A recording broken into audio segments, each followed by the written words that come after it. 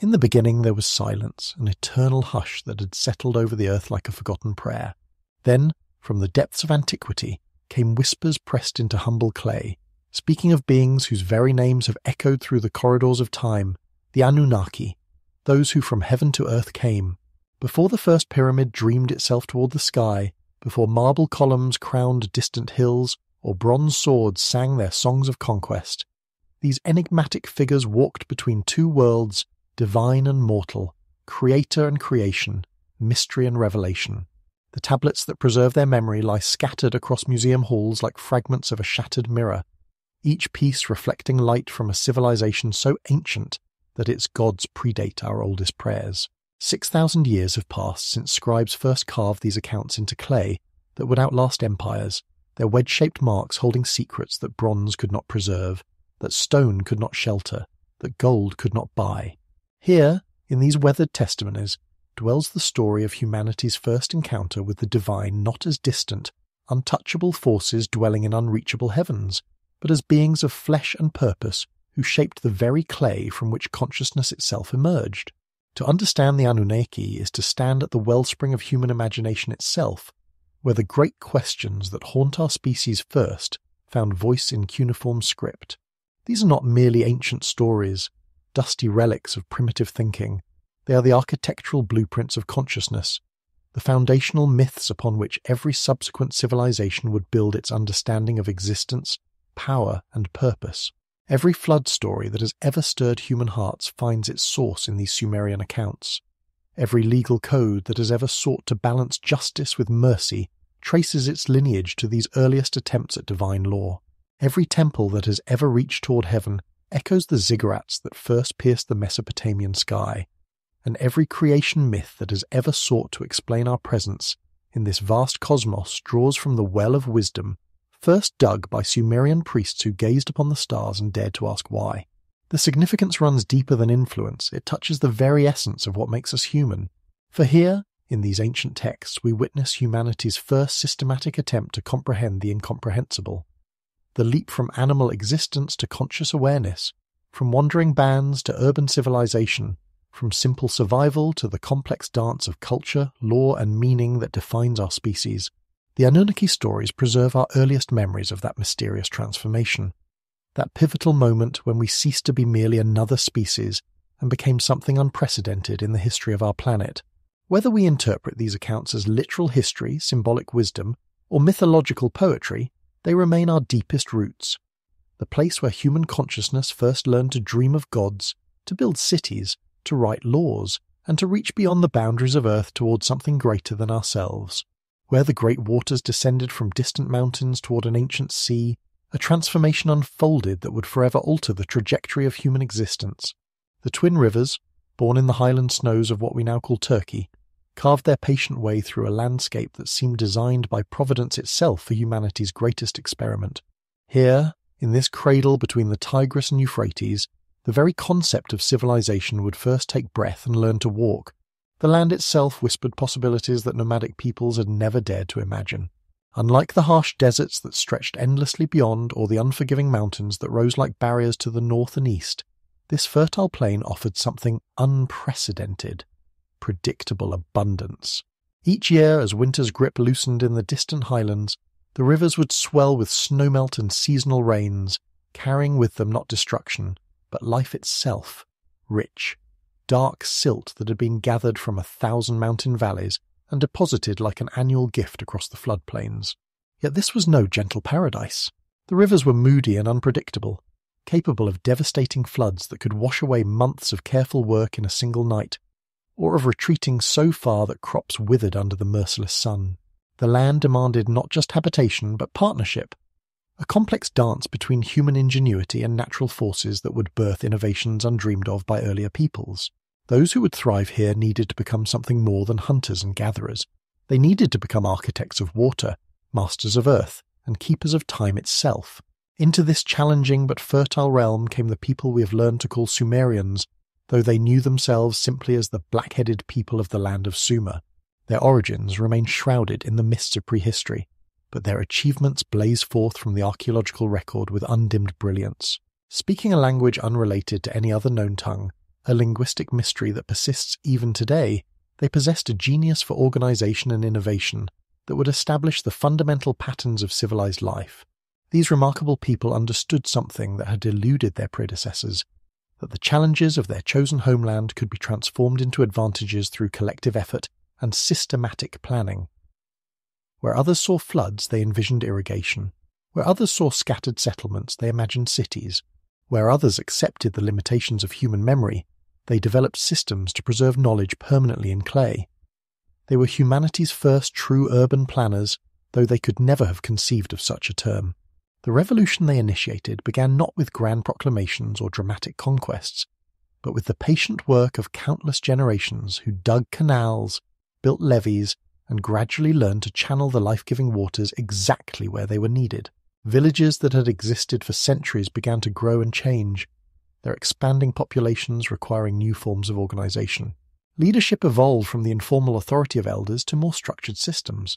Religious practices, once simple and local, developed into elaborate ceremonies requiring specialized knowledge and dedicated personnel. By the 4th millennium before our era, something unprecedented was emerging from the Mesopotamian soil. The world's first true cities. These were not merely large villages or seasonal gathering places, but permanent urban centers housing thousands of inhabitants engaged in dozens of different occupations. Uruk, greatest among these early cities, sprawled across nearly 600 acres at its height, its massive walls enclosing a population that may have reached 50,000 souls, a concentration of humanity that would not be matched elsewhere for centuries to come. Within these revolutionary urban centers, the very nature of human society was being reinvented. For the first time in history, significant numbers of people lived their entire lives without directly producing their own food. Specialists emerged. Potters whose vessels were works of art as well as utility, metalworkers who transformed raw copper and tin into gleaming bronze tools and weapons, weavers who created textiles of astonishing beauty and complexity, merchants who travelled vast distances to acquire exotic materials, priests who maintained elaborate temples and performed intricate rituals, and scribes who would ultimately give humanity its most precious gift, the written word. The need for cosmic order in these burgeoning cities was not merely administrative but profoundly spiritual. The ancient Sumerians recognized that bringing thousands of people together in permanent settlements required more than practical organization. It demanded divine sanction and celestial harmony. Their magnificent temple complexes, rising like artificial mountains from the flat plain, served as bridges between the earthly and divine realms. These ziggurats, with their carefully calculated proportions and astronomical alignments, declared to all who saw them that the cities below existed not merely through human will, but through divine approval. Within these sacred precincts, another transformation was quietly taking shape, one that would prove even more revolutionary than urban planning or monumental architecture. Faced with the growing complexity of managing temple resources, administering urban populations, and coordinating trade networks that stretched from the mountains of Afghanistan to the shores of the Mediterranean, Sumerian administrators began experimenting with systems of record-keeping that would evolve into humanity's first writing. What began as simple clay tokens representing quantities of grain or livestock gradually developed into pictographic symbols pressed into soft clay tablets. A drawing of a barley stalk meant barley. Multiple strokes indicated multiple measures. But the true breakthrough came when these practical scribes realized that the same symbol could represent not just the physical object, but the sound of its spoken name. This conceptual leap from concrete representation to abstract phonetic expression opened infinite possibilities for human communication and knowledge preservation. The earliest tablets, dating to around 3200 BCE, preserve the mundane details of ancient bureaucracy: lists of workers, inventories of goods, records of transactions. Yet within these humble accounts lay the seeds of all future literature, law, science, and history. Within a few centuries, scribes were using their sophisticated writing system to preserve not merely practical information, but humanity's first great stories: legal codes, medical knowledge, mathematical calculations, and astronomical observations. These patient record keepers, working in their temple schools and palace archives, could never have imagined that their wedge-shaped marks in clay would outlast the mightiest monuments of bronze and stone. Yet their tablets, fired by accident or design, and buried by the collapse of the very civilizations they recorded, would preserve the voices of humanity's first urban dwellers for modern archaeologists to rediscover after millennia of silence. Through their revolutionary script, the Sumerians achieved a form of immortality that kings could only dream of, their words and thoughts speaking directly across the vast gulf of time to us, their distant inheritors.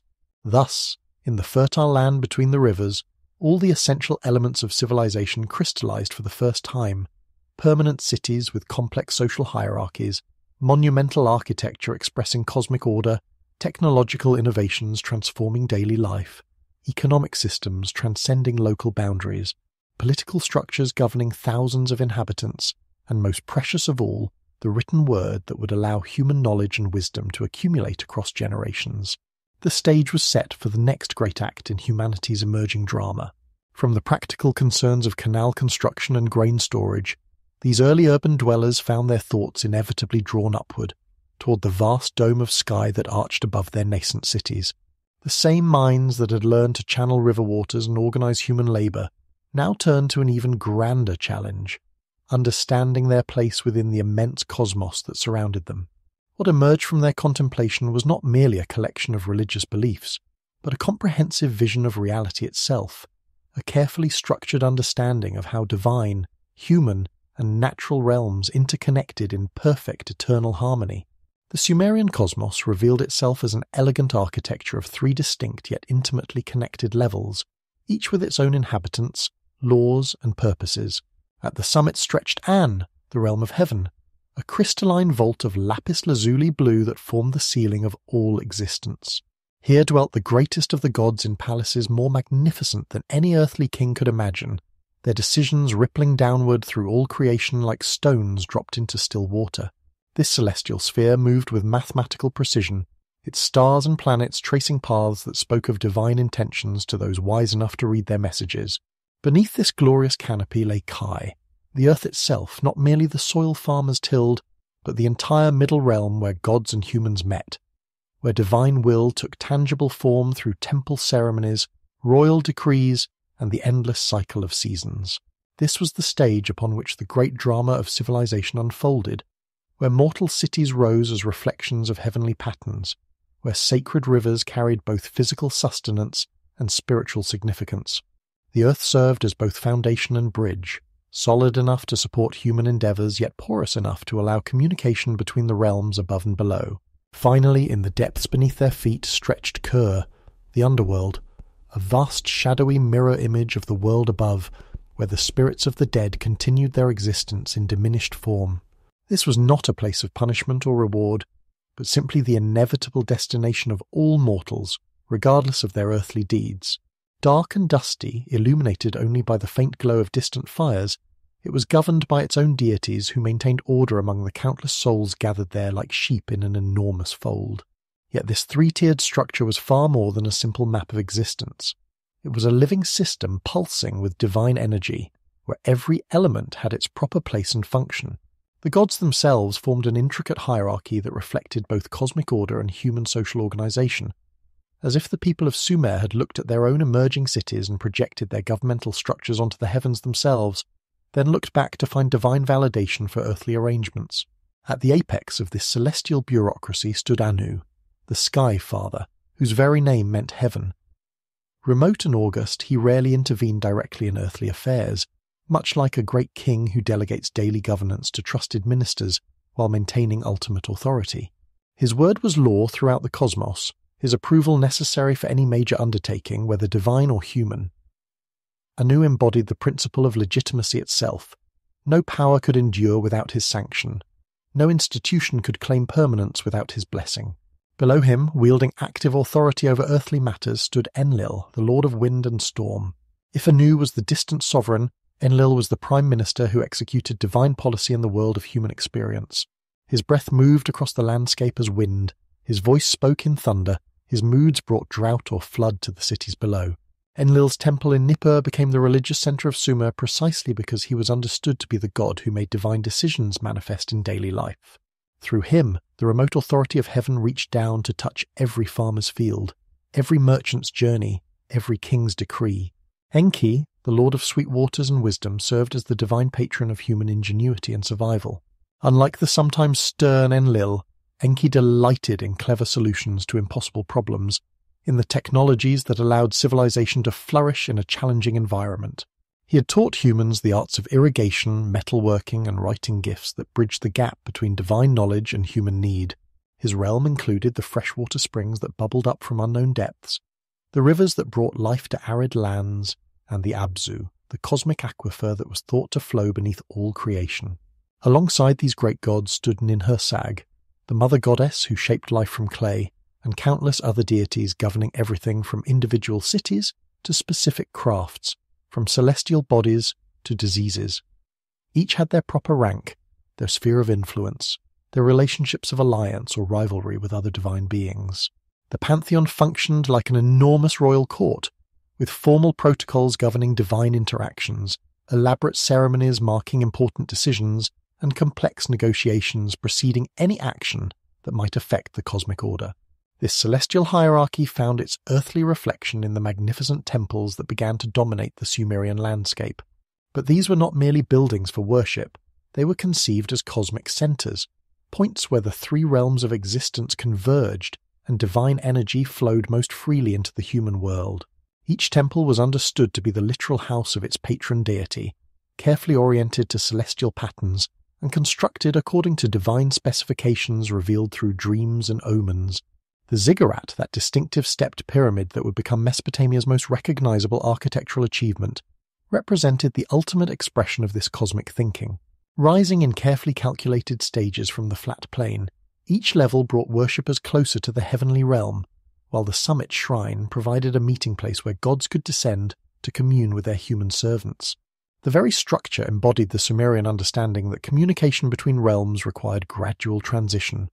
Mortals could not simply leap into divine presence, but must ascend step by step through increasingly sacred spaces. These temples pulsed with daily activity that maintained cosmic harmony through human devotion.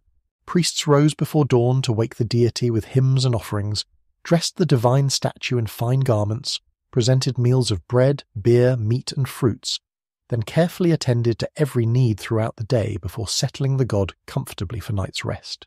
This endless round of service acknowledged that the gods, though vastly more powerful than humans, shared certain basic needs and desires. They appreciated luxury, enjoyed music, required sustenance, and delighted in the praise of their subjects. Yet this daily worship was far more than mere ritual performance. It was understood as essential maintenance of the cosmic order itself. Just as irrigation canals required constant attention to function properly, the relationship between human and divine realms needed continuous tending through prayer, sacrifice, and ceremony. The temples served as power stations of cosmic energy, their ceremonies generating the spiritual force necessary to keep the universe running smoothly, the seasons turning properly, and human society functioning in harmony with divine will. The individuals who managed these crucial relationships between realms occupied a unique position in early Sumerian society. The priest-kings, or Ensi, served simultaneously as chief executives of earthly cities and as high priests responsible for maintaining divine favor. These remarkable figures embodied the fundamental Sumerian understanding that political and religious authority were inseparable.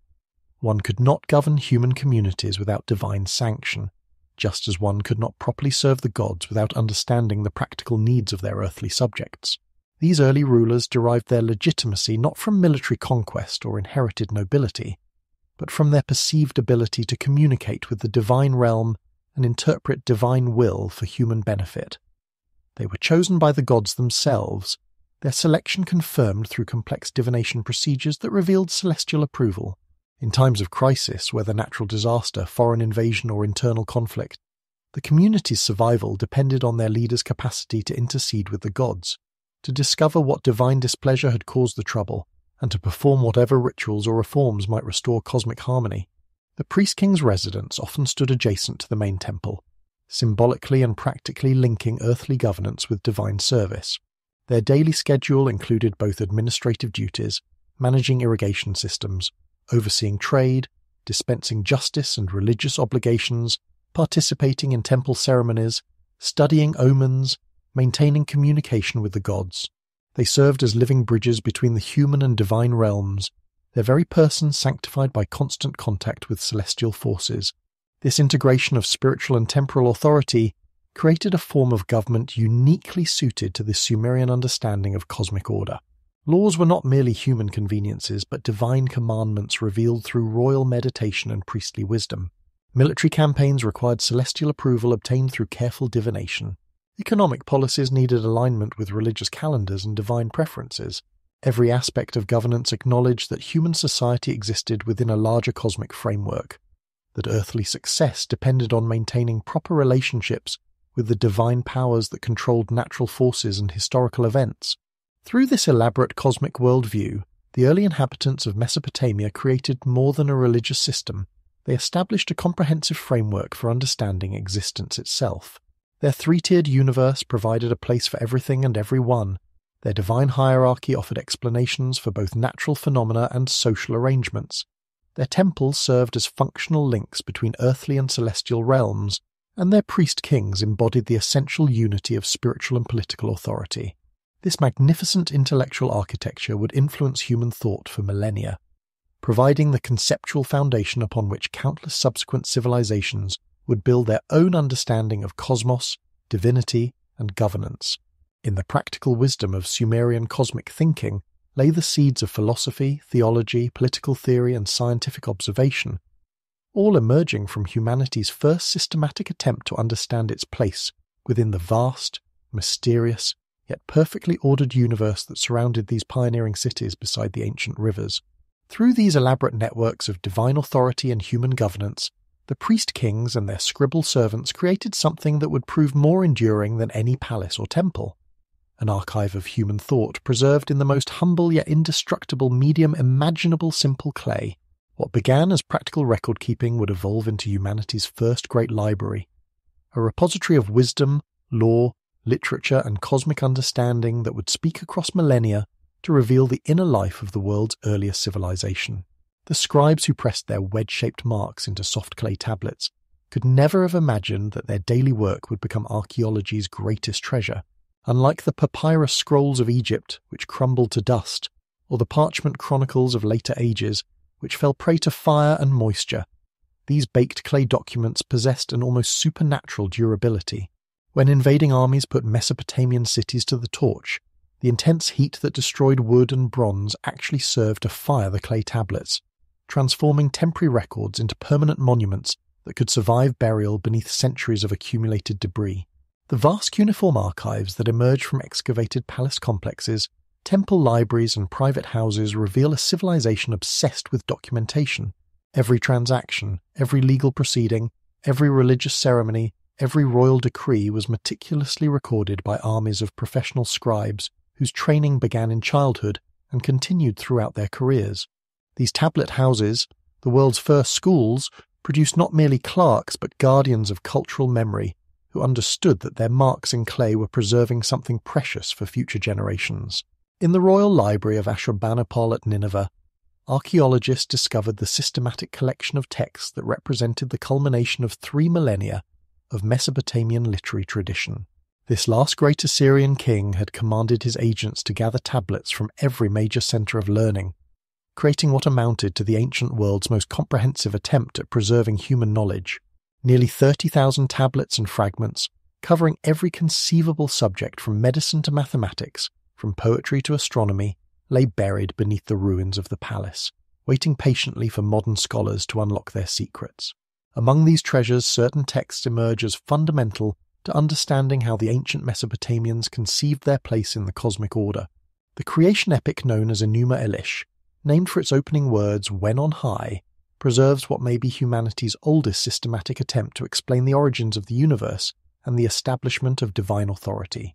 This masterful composition, recited annually during Babylon's New Year festival, describes the primordial chaos before creation, the birth of the gods, their conflicts and alliances, and the ultimate victory of Marduk over the forces of disorder.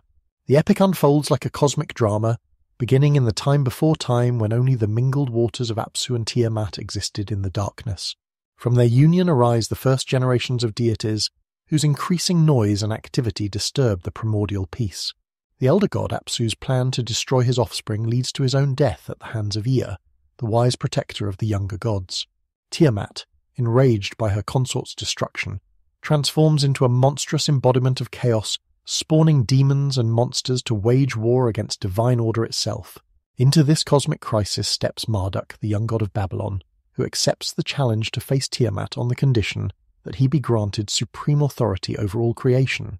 The battle that follows reshapes the universe itself. Marduk slays the chaos monster and fashions heaven and earth from her corpse, establishes the calendar from her eyes, sets the stars in their courses, and finally creates humanity from the blood of Tiamat's fallen champion to serve the gods and maintain their temples. Equally profound in its exploration of divine-human relationships, the Epic of Atrahasis confronts the troubling question of why the gods would choose to destroy their own creation. This haunting narrative begins with the gods' decision to create humanity as labourers to relieve them of the burden of maintaining the world. Initially pleased with their servants, the deities grow increasingly disturbed by human noise, fertility, and apparent independence. The god Enlil's repeated attempts to control or eliminate humanity through plague, drought, and famine are consistently thwarted by Enki's interventions on behalf of his human protégés. The climax comes with Enlil's final solution, a universal flood intended to wipe clean the slate of creation. But Enki, bound by divine oath not to directly warn humanity, circumvents this prohibition by speaking to the reed wall of Atrahasis' house, allowing the wise man to overhear divine plans and build a great boat to preserve life through the coming deluge. The aftermath of this catastrophe, with its themes of divine regret, covenant-making, and the establishment of new boundaries between mortal and immortal realms, would echo through countless subsequent flood narratives across human cultures. Perhaps most beloved among ancient readers was the Epic of Gilgamesh, whose hero's journey from tyrannical king to questing seeker of wisdom embodied humanity's eternal struggle with mortality. Following Gilgamesh and his wild companion Enkidu through their legendary adventures battling monsters, challenging gods, and confronting the inevitability of death, this masterpiece of world literature achieves a psychological depth and emotional resonance that continues to move readers 4 millennia after its composition. The epic's treatment of friendship, loss, and the search for meaning speaks to universal human experiences while remaining firmly rooted in Mesopotamian religious and cultural traditions. When Enkidu dies as divine punishment for the hero's hubris, Gilgamesh's grief drives him to seek the secret of immortality from Utnapishtim, the flood survivor dwelling at the edge of the world. His ultimate failure to achieve eternal life, coupled with the hard-won wisdom that immortality lies not in endless existence, but in the great deeds that outlive their doers, provides a resolution both tragic and deeply satisfying. The Sumerian king list, while ostensibly a historical document cataloguing royal dynasties and their lengths of rule, reveals equally important insights into how ancient Mesopotamians understood the relationship between divine sanction and earthly authority. This remarkable text begins with the statement that, after the kingship descended from heaven, the kingship was in Eridu, immediately establishing political power as a divine gift rather than a human innovation. The list's treatment of the antediluvian kings, who supposedly ruled for tens of thousands of years, reflects the ancient belief that the earliest humans lived closer to the gods, and therefore enjoyed lifespans that later mortals could barely comprehend. The dramatic reduction in royal longevity after the flood marks a clear boundary between the mythical age of divine human intimacy and the historical period of more limited human existence. Modern archaeological discovery has transformed these ancient texts from curiosities in museum collections into windows onto humanity's earliest attempts at self-understanding. The 19th century excavations that first brought cuneiform tablets to European attention sparked a revolution in historical consciousness, as scholars realized they were encountering written records far older than any previously known. The patient work of decipherment, beginning with the trilingual inscriptions at Behistun and continuing through decades of scholarly collaboration, gradually unlocked languages that had been silent for over a millennium. Translation challenges have proven as complex as the initial decipherment, for cuneiform writing systems evolved over thousands of years to accommodate multiple languages with radically different grammatical structures. Sumerian, a language isolate with no known relatives, required scholars to deduce grammatical rules and reconstruct vocabulary from context alone. Akkadian, though related to Hebrew and Arabic, employed a writing system originally designed for Sumerian, creating layers of complexity that continue to challenge translators. Cultural context poses perhaps the greatest interpretive challenge, for many crucial concepts have no modern equivalents. Religious terms, legal categories, social institutions, and even basic assumptions about the nature of reality often resist direct translation into contemporary languages. The gradual accumulation of textual evidence, combined with archaeological discoveries that illuminate daily life, has slowly refined scholarly understanding, but significant gaps and uncertainties remain. The evolution of interpretation reveals how profoundly our understanding of these ancient texts has deepened over the past century and a half. Early translators, working with limited comparative material and influenced by biblical parallels, sometimes imposed foreign concepts onto Mesopotamian thought. Subsequent generations of scholars, with access to vastly expanded archives and more sophisticated linguistic tools, have gradually developed more nuanced appreciations of these civilizations' distinctive worldviews. Today, as new tablets continue to emerge from ongoing excavations and advanced imaging techniques reveal previously illegible texts, our dialogue with these ancient voices grows ever richer. Each newly translated document adds another piece to the vast puzzle of Mesopotamian civilization, gradually revealing the full complexity of humanity's first sustained experiment in urban living, written law, and systematic religious thought. Through these preserved words pressed into clay by long-dead hands, we encounter not merely historical artifacts, but living testimony to the hopes, fears, dreams, and struggles of our species' earliest urban communities. In their creation myths and flood stories, their legal codes and royal inscriptions, their love songs and laments, we discover both the profound differences that separate us from our ancient predecessors and the startling continuities that reveal the enduring constants of human experience across the vast reaches of time. From these preserved voices speaking across millennia, we turn our attention to the most enigmatic figures who populate these ancient tablets' beings, whose very name has echoed through history with a resonance that transcends the boundaries of time and culture. The Anunnaki emerge from the cuneiform record not as distant abstractions, but as entities whose nomenclature itself provides our first glimpse into how the earliest urban civilizations conceived their relationship with the divine realm that governed their existence. The etymology of Anunnaki reveals layers of meaning as complex and multifaceted as the civilization that gave birth to these concepts. In the wedge-shaped script that first captured their essence, the name appears as a composite of three fundamental elements, each carrying profound theological and cosmological significance. The initial component, An, represents the primordial sky god whose name became synonymous with heaven itself, that vast dome of lapis lazuli blue that arched over all creation. This divine element speaks to the celestial origins of these beings, establishing them from their very nomenclature as inhabitants of the uppermost realm of existence. The second element, Unna, derives from the Sumerian concept of totality and completeness, suggesting not merely a collection of individual entities, but a unified assembly embodying the fullness of divine authority. This linguistic construction implies an organized hierarchy rather than a chaotic pantheon, reflecting the Mesopotamian understanding that even the divine realm operated according to principles of order and governance that mirrored, or perhaps inspired, their own emerging urban institutions.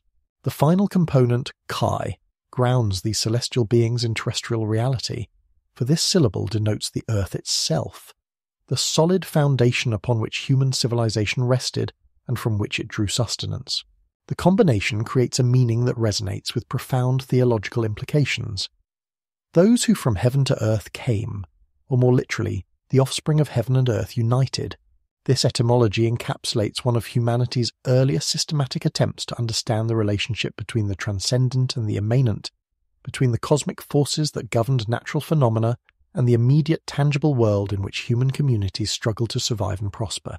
Yet the meaning extends beyond mere physical description to encompass function and purpose within the cosmic order. These beings were understood not as visitors or temporary inhabitants, but as permanent fixtures bridging the realms of existence.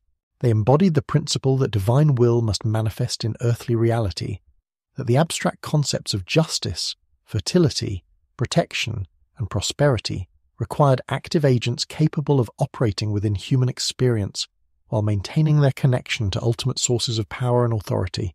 The earliest references to the Anunnaki appear in inscriptions dating to the middle of the 3rd millennium BCE, emerging from temple archives and royal records that document the gradual systematization of religious belief in the burgeoning city-states of Sumer. These initial textual appearances reveal beings already integrated into established theological frameworks, suggesting that their conceptual development preceded their written documentation by generations or perhaps centuries. The priests and scribes who first committed these names to clay were recording traditions that had already achieved the stability and complexity that characterizes mature religious systems. In these archaic references, the Anunnaki appear not as the cosmic assembly they would later become, but as local manifestations of divine authority specific to individual cities and regions. Uruk's patron deities, Lagash's protective spirits, and Nippur's cosmic arbiters each bore the designation Anunnaki, in contexts that emphasized their particular relationships with specific human communities. This localized understanding reflects the political reality of early Mesopotamian civilization, where city-states maintained fierce independence and developed distinctive religious traditions that reinforced their separate identities. The evolution from these localized divine figures to the comprehensive cosmic pantheon that would dominate later Mesopotamian theology represents one of the most significant transformations in ancient religious thought. As political consolidation gradually united independent city-states under imperial authority, theological consolidation followed, creating hierarchical structures that incorporated local deities into broader cosmological systems. The Anunnaki evolved from individual patron gods into a structured assembly of divine beings, with clearly defined roles, relationships, and spheres of influence. This theological evolution mirrors the political development of Mesopotamian civilization itself, suggesting that religious concepts served not merely as explanations for natural phenomena, but as legitimizing frameworks for increasingly complex social and political arrangements. The transformation of the Anunnaki from local protective spirits to cosmic governors parallels the transformation of Mesopotamian society from scattered agricultural villages to sophisticated urban centers, capable of supporting specialized crafts, monumental architecture, and complex administrative systems. Linguistic analysis reveals fascinating complexities in how different Mesopotamian languages interpreted and transmitted these concepts.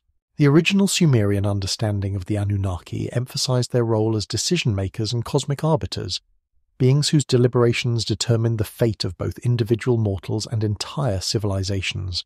Sumerian religious texts portray them as an assembly that convened to make crucial decisions about matters ranging from personal fortunes to the survival of cities, from the timing of floods to the success of military campaigns.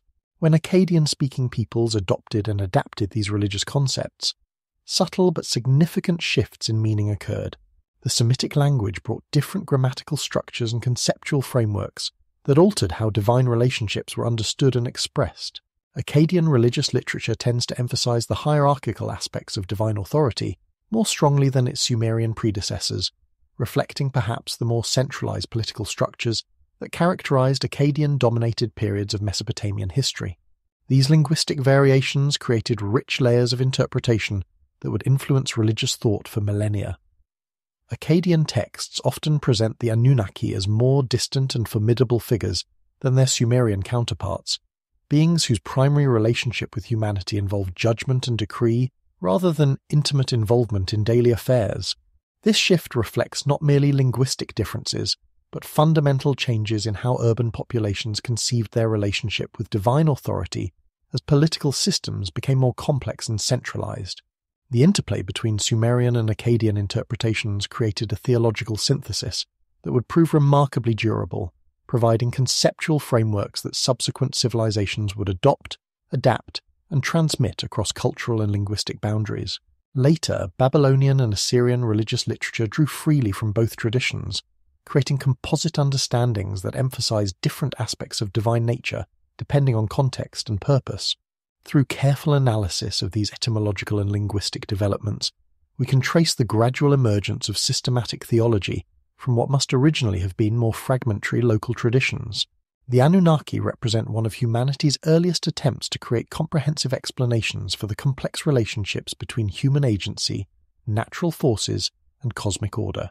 Their evolution from local spirits to cosmic assembly reflects the intellectual sophistication of cultures that were simultaneously developing the technologies and institutions that would define civilized life for millennia to come. This linguistic archaeology reveals that the Anunnaki were never merely mythological constructs, but represented genuine attempts by thoughtful people to understand their place within vast systems of meaning that connected individual experience to cosmic purpose. Their names and attributes preserved in clay tablets speak to fundamental human concerns that transcend the specific cultural contexts in which they first emerged, addressing questions about authority, justice, mortality, and meaning that continue to resonate in contemporary religious and philosophical discourse.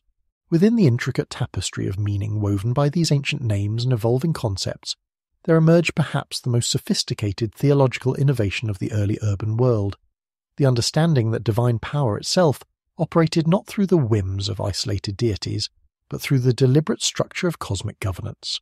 The Anunnaki represented more than a collection of individual gods and goddesses. They embodied humanity's first systematic attempt to comprehend how ultimate authority might function across the vast expanses of existence, creating order from chaos through the same principles of organization that were transforming human society in the growing cities between the rivers. The concept of a divine council, operating as a celestial bureaucracy with clearly defined roles and responsibilities, reflected the sophisticated administrative thinking that had developed alongside urban civilization itself. Just as the governors of earthly cities required councils of advisors, managers of resources and specialists in various aspects of governance, so too did the cosmic realm demand systematic organization to maintain the intricate balance upon which all existence depended. This heavenly assembly was not a democratic gathering of equals, but rather a carefully structured hierarchy that mirrored and perhaps inspired the complex social arrangements emerging in Mesopotamian society. At the apex of this celestial organization stood the senior deities, whose authority derived not merely from superior power, but from their fundamental roles in establishing and maintaining cosmic order. These great gods possessed what the texts describe as divine kingship, a concept that elevated them above their junior colleagues through their direct involvement in the primordial acts of creation and their ongoing responsibility for the most essential aspects of existence. Their deliberations determined the fate of nations, the succession of seasons, the timing of floods, and the lifespan of individual mortals, while their decisions rippled downward through every level of reality. Anu, whose name had become synonymous with heaven itself, occupied the supreme position within this divine hierarchy. As the ultimate source of legitimate authority, he embodied the principle that all power, whether divine or human, required sanction from the highest cosmic levels to achieve permanence and effectiveness. Yet Anu's supremacy was of a particular character, remote, dignified, and largely administrative rather than actively interventionist. Like a great king who delegates immediate governance to trusted ministers while maintaining ultimate sovereignty, Anu rarely involved himself directly in the daily management of cosmic affairs, instead granting authority to other deities who carried out his will in the various spheres of existence. The practical governance of the cosmic order fell to Enlil, whose position as Lord of Wind and Storm gave him executive authority over the atmospheric realm that connected heaven and earth. In the divine hierarchy, Enlil functioned as the prime minister of the cosmic state, translating the remote will of Anu into concrete policies that affected the terrestrial world. His breath moved across the landscape as wind, his voice spoke in thunder, and his decisions brought prosperity or devastation to the cities below. Through Enlil, the abstract principle of divine authority became tangible force, capable of reshaping the physical world according to celestial decree. Enki, master of the sweet waters that flowed beneath the earth and patron of human wisdom, occupied a unique position within the divine assembly as the god most sympathetic to mortal concerns. While Anu represented distant authority, and Enlil embodied active power, Enki served as the divine advocate for human welfare, the deity who understood that the cosmic order required not merely obedience from mortals, but their active participation as conscious agents capable of choice and creativity. His domain included the subterranean waters that made agriculture possible, the intellectual faculties that enabled human innovation, and the technological knowledge that allowed civilization to flourish in challenging environments. Ninhursag, the great mother goddess whose creative powers had shaped life itself from primordial clay, wielded authority over the biological processes that sustained all living creatures. Her position within the divine assembly reflected the fundamental understanding that cosmic order required not merely the establishment of physical laws, but the ongoing generation and nurturing of life in all its myriad forms. Through her divine intervention, the potential for existence became actual creation, while her continued blessing ensured the fertility of fields, flocks, and human communities. Below these supreme deities, the divine assembly included numerous junior gods whose specialized responsibilities encompassed every aspect of cosmic and terrestrial existence.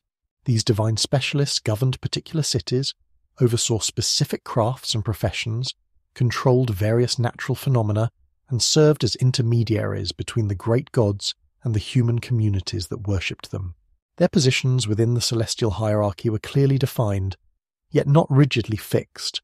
Divine promotion and demotion could occur based on performance, political alliances, and shifting cosmic needs. The assignment of cosmic responsibilities among the Anunnaki reflected both practical necessity and theological sophistication. Each major aspect of existence, from the movement of celestial bodies to the growth of grain, from the inspiration of craftsmen to the outcome of battles, required divine oversight to function properly. The god Nana controlled the lunar cycles that determined the calendar and provided nighttime illumination, while his son Utu governed the sun's daily journey across the sky and served as the ultimate judge of human disputes. Ninurta presided over agriculture and warfare, two activities essential to urban survival, while Nergal ruled the realm of death and the forces of destruction that balanced creative powers. This systematic distribution of divine responsibilities created a cosmic bureaucracy of remarkable complexity and efficiency.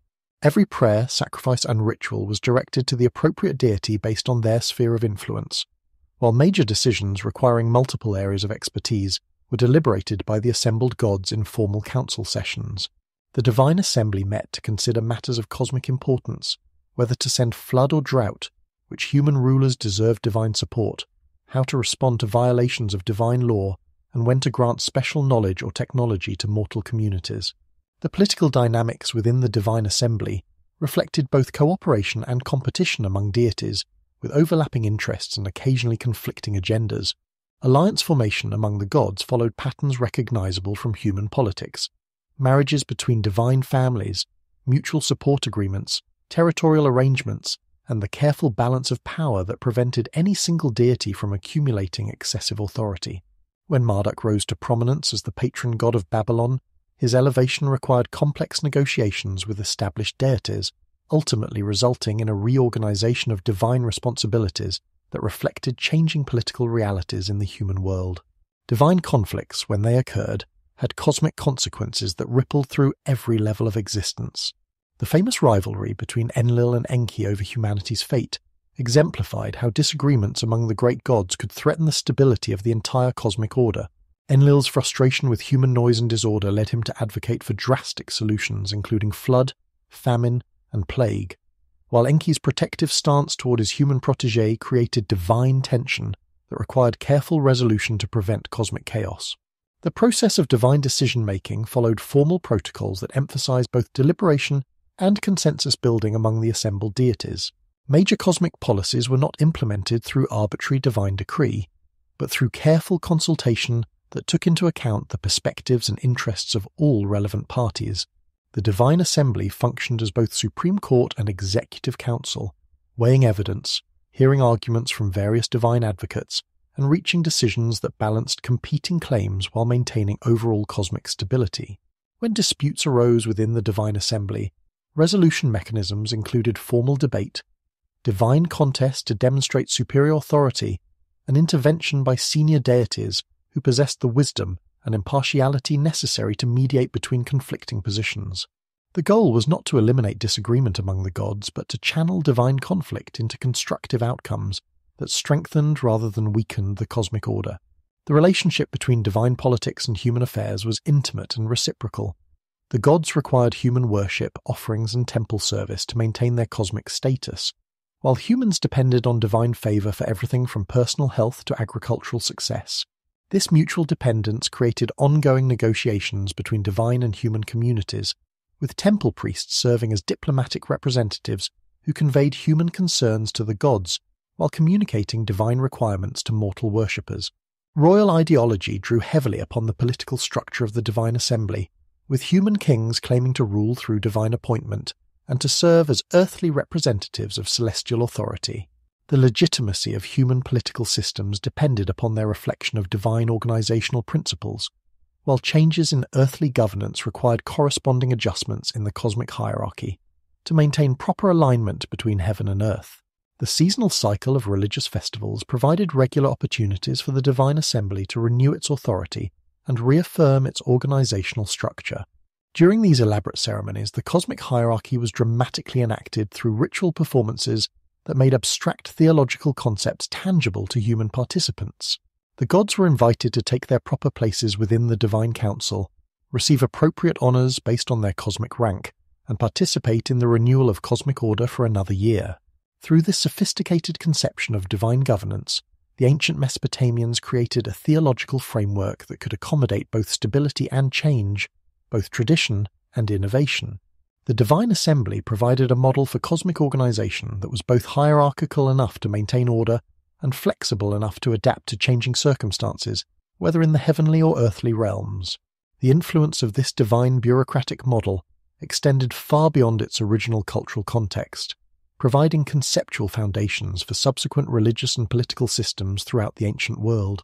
The idea that ultimate authority operates through structured institutions rather than arbitrary power, that governance requires consultation and consensus building among diverse interests, and that legitimate rule must balance competing claims while maintaining overall stability. All these principles first found systematic expression in the Mesopotamian understanding of how the Anunnaki organized and maintained cosmic order. As earthly cities grew more complex and human society developed increasingly sophisticated governmental structures, the divine assembly evolved to reflect these changing realities while continuing to provide theological justification for human political innovation. The cosmic order remained stable precisely because it possessed the flexibility to accommodate new deities, revised responsibilities, and shifting power relationships without abandoning the fundamental principle that existence itself depended upon systematic divine cooperation, guided by higher wisdom and ultimate authority. From this sophisticated understanding of cosmic governance emerged the luminous personalities who would dominate Mesopotamian consciousness for millennia, divine beings, whose characters, conflicts, and relationships shaped not merely religious belief, but the entire framework through which ancient peoples understood existence itself. These were not distant abstractions dwelling in incomprehensible realms, but vivid personalities whose loves, rivalries, triumphs, and failures provided both explanation for natural phenomena and compelling drama that spoke to the deepest human experiences of power, desire, wisdom, and mortality. At the pinnacle of this celestial hierarchy stood Anu, whose very name had become synonymous with the vault of heaven itself. As the Sky Father, he embodied the principle of ultimate authority remote, dignified, and possessing a majesty that inspired both reverence and awe among gods and mortals alike. Unlike earthly rulers who maintained their power through constant activity and visible intervention, Anu's authority derived from his fundamental position as the source from which all legitimate power flowed. He was the cosmic monarch who rarely needed to act because his will permeated the very structure of reality. In the minds of Mesopotamian theologians, Anu represented the perfection of kingship, a ruler whose authority was so complete, so universally acknowledged, that direct intervention became unnecessary except in moments of cosmic crisis. His palace in the highest heaven was described as a place of unimaginable splendor, where the greatest decisions affecting the fate of gods and mortals were made through divine deliberation rather than arbitrary decree. When Anu spoke, his words carried the weight of cosmic law, establishing principles that would govern reality until the end of time itself. Yet this supreme god was not merely a distant figure of awesome power. The texts reveal him as a being capable of deep emotion, particularly paternal concern for the cosmic order he had helped establish. His relationships with other deities reflected the complex dynamics of a royal court, where respect and affection mingled with the careful protocols necessary to maintain hierarchical stability. Anu's crown, scepter, and throne became symbols not just of divine authority, but of the very concept of legitimate rule, influencing how earthly kings understood and presented their own power for thousands of years. Below Anu in the cosmic hierarchy, yet wielding active authority over the affairs that most directly affected human existence, stood Enlil, the lord of wind and storm. If Anu was the distant sovereign, Enlil was the prime minister whose breath moved across the earth as wind, whose voice spoke in thunder, and whose moods determined whether crops would flourish or cities would face the devastating fury of flood and tempest. He embodied the active executive aspect of divine power, the force that translated cosmic principles into earthly realities. Enlil's character combined benevolence and severity in ways that perfectly captured ancient understanding of natural forces and political authority. As the god who controlled the atmosphere that connected heaven and earth, He served as the primary intermediary through whom divine will reached human communities. His temple in Nippur became the religious center of Sumer precisely because Enlil was understood to be the deity who made divine decisions manifest in daily life. Farmers watched the skies for signs of his favor, merchants timed their journeys according to his moods, and kings sought his blessing for their campaigns and building projects. The texts portray Enlil as a god of strong emotions and decisive action.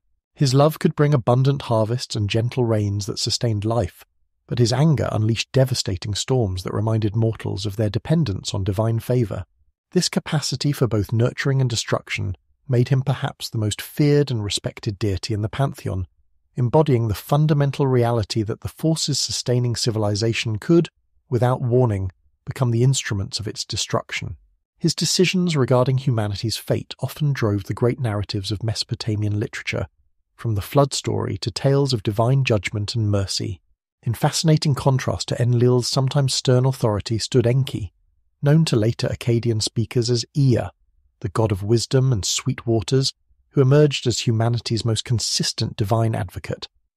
Where Enlil represented the power that must be obeyed, Enki embodied the intelligence that sought creative solutions to seemingly impossible problems.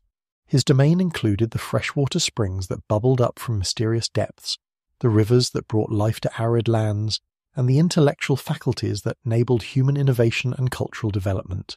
Enki's mythology presents him as a deity who delighted in clever solutions and unexpected approaches to cosmic problems. When the other gods decided to destroy humanity through flood, it was Enki who found a way to preserve life while technically obeying the divine decree. When humans needed the knowledge to build cities, develop agriculture, or create technologies that would improve their lives, Enki was the god who provided guidance through dreams, inspiration, and the patient instruction of specially chosen mortals. His wisdom was not the stern, judgmental intelligence of a divine lawgiver, but the playful, creative genius of a master craftsman who found joy in solving complex puzzles.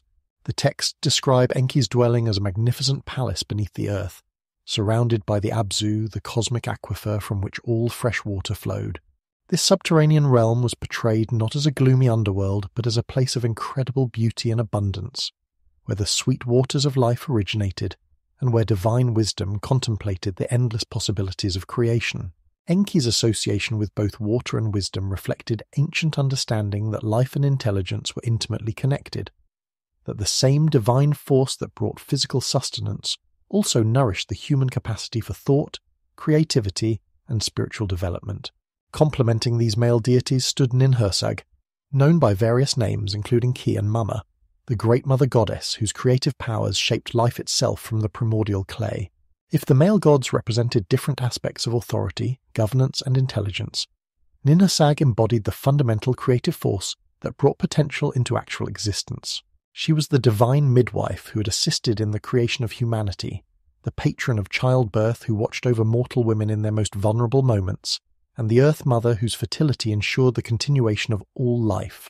The reverence accorded to Ninhursag reflected ancient awareness that creation was not merely an act of divine will, but an ongoing process requiring nurturing, protection, and the patient tending of fragile life. Her mythology portrays her as a deity intimately involved with the physical processes of birth and growth, yet also possessing profound wisdom about the deeper mysteries of existence.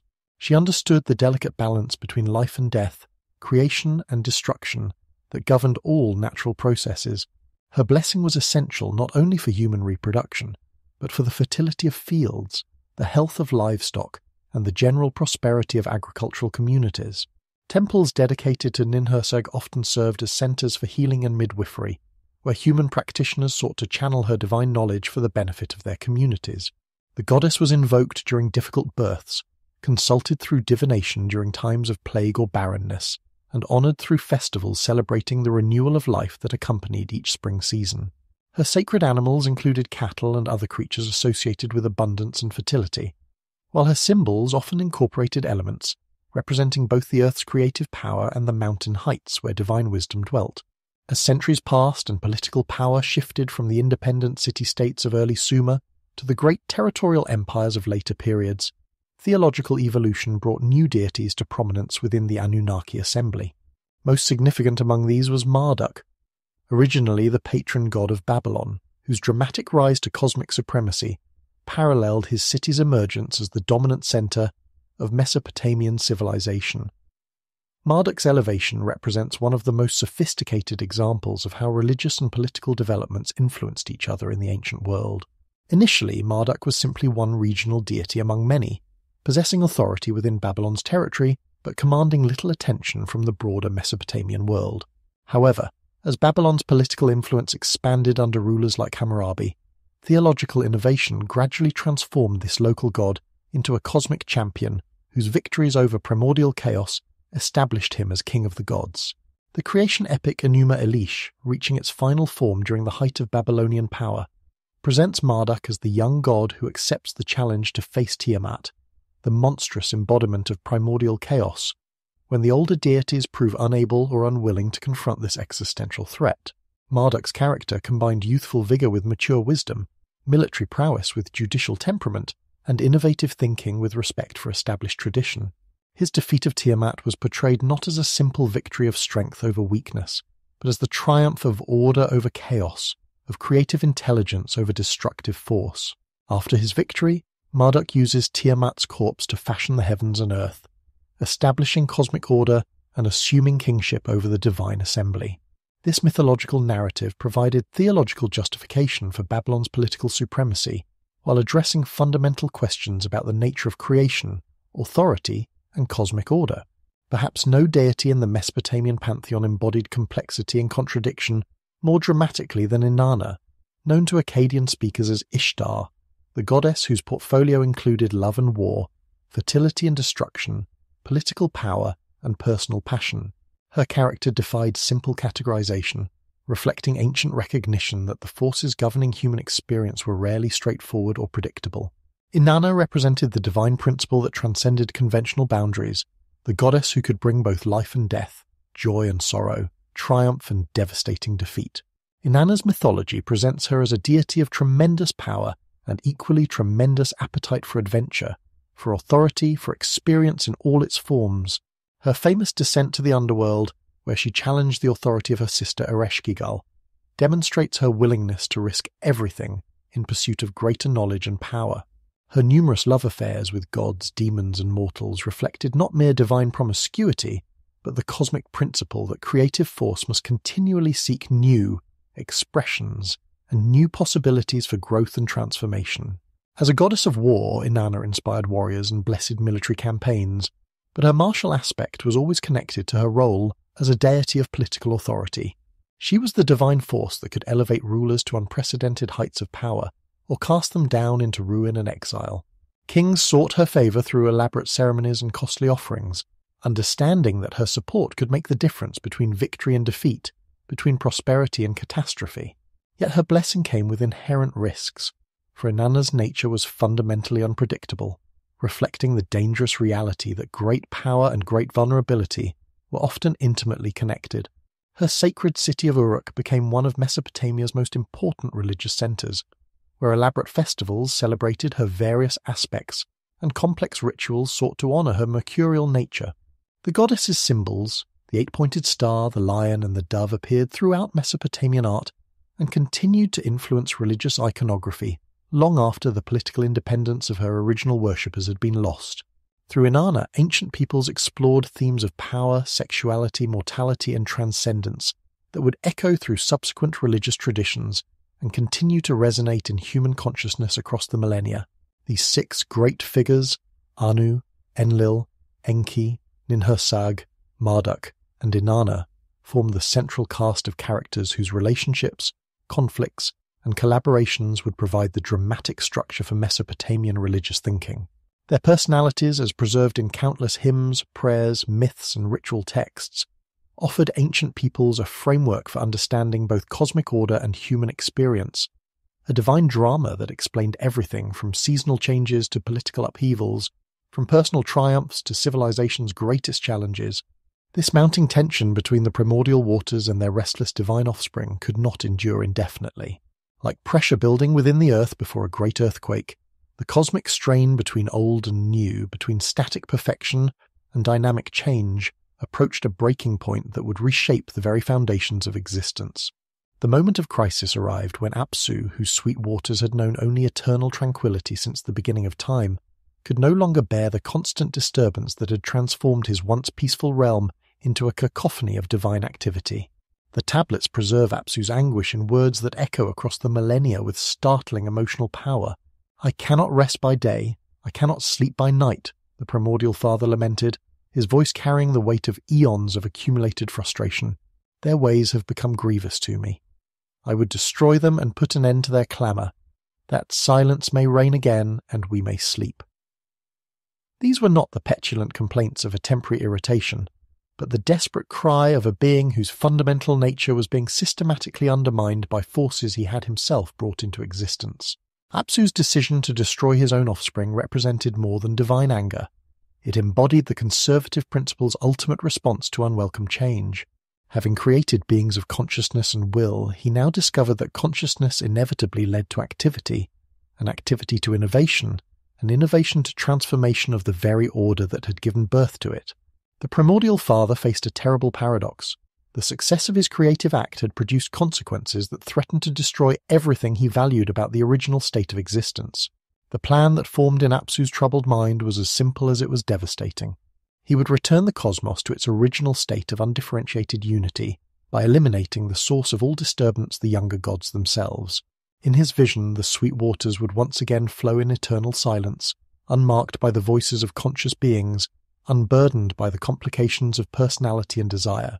The peace he sought was not merely the absence of noise, but the restoration of a cosmic order that had never known the complexities introduced by thinking, feeling, willing entities. Yet Apsu's plans did not remain secret within the primordial depths.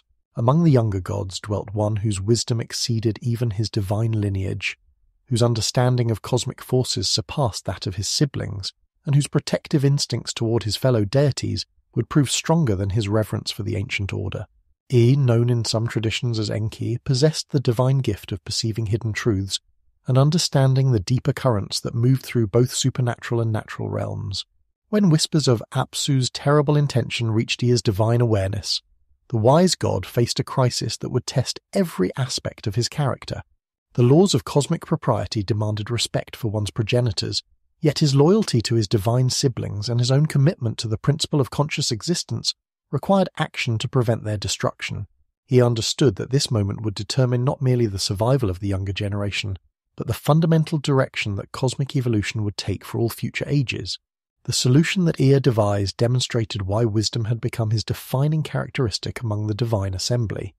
Rather than meeting force with force, rather than attempting to organize military resistance against the primordial father, Ea chose a path that honored both his filial obligations and his protective duties. He would neutralize the threat through the application of superior knowledge and divine cunning, transforming what could have become a cosmic war into a decisive but elegant resolution. Working with the patience and precision that characterized all his greatest achievements, Ea wove an enchantment of extraordinary subtlety and power. This was not the crude magic of compulsion or destruction, but rather a spell that worked with the fundamental nature of the target, channeling Apsu's own essence against the destructive impulses that threatened cosmic order. The incantation drew upon the deepest sources of divine wisdom, incorporating elements of the original creative forces while redirecting them toward preservation rather than annihilation.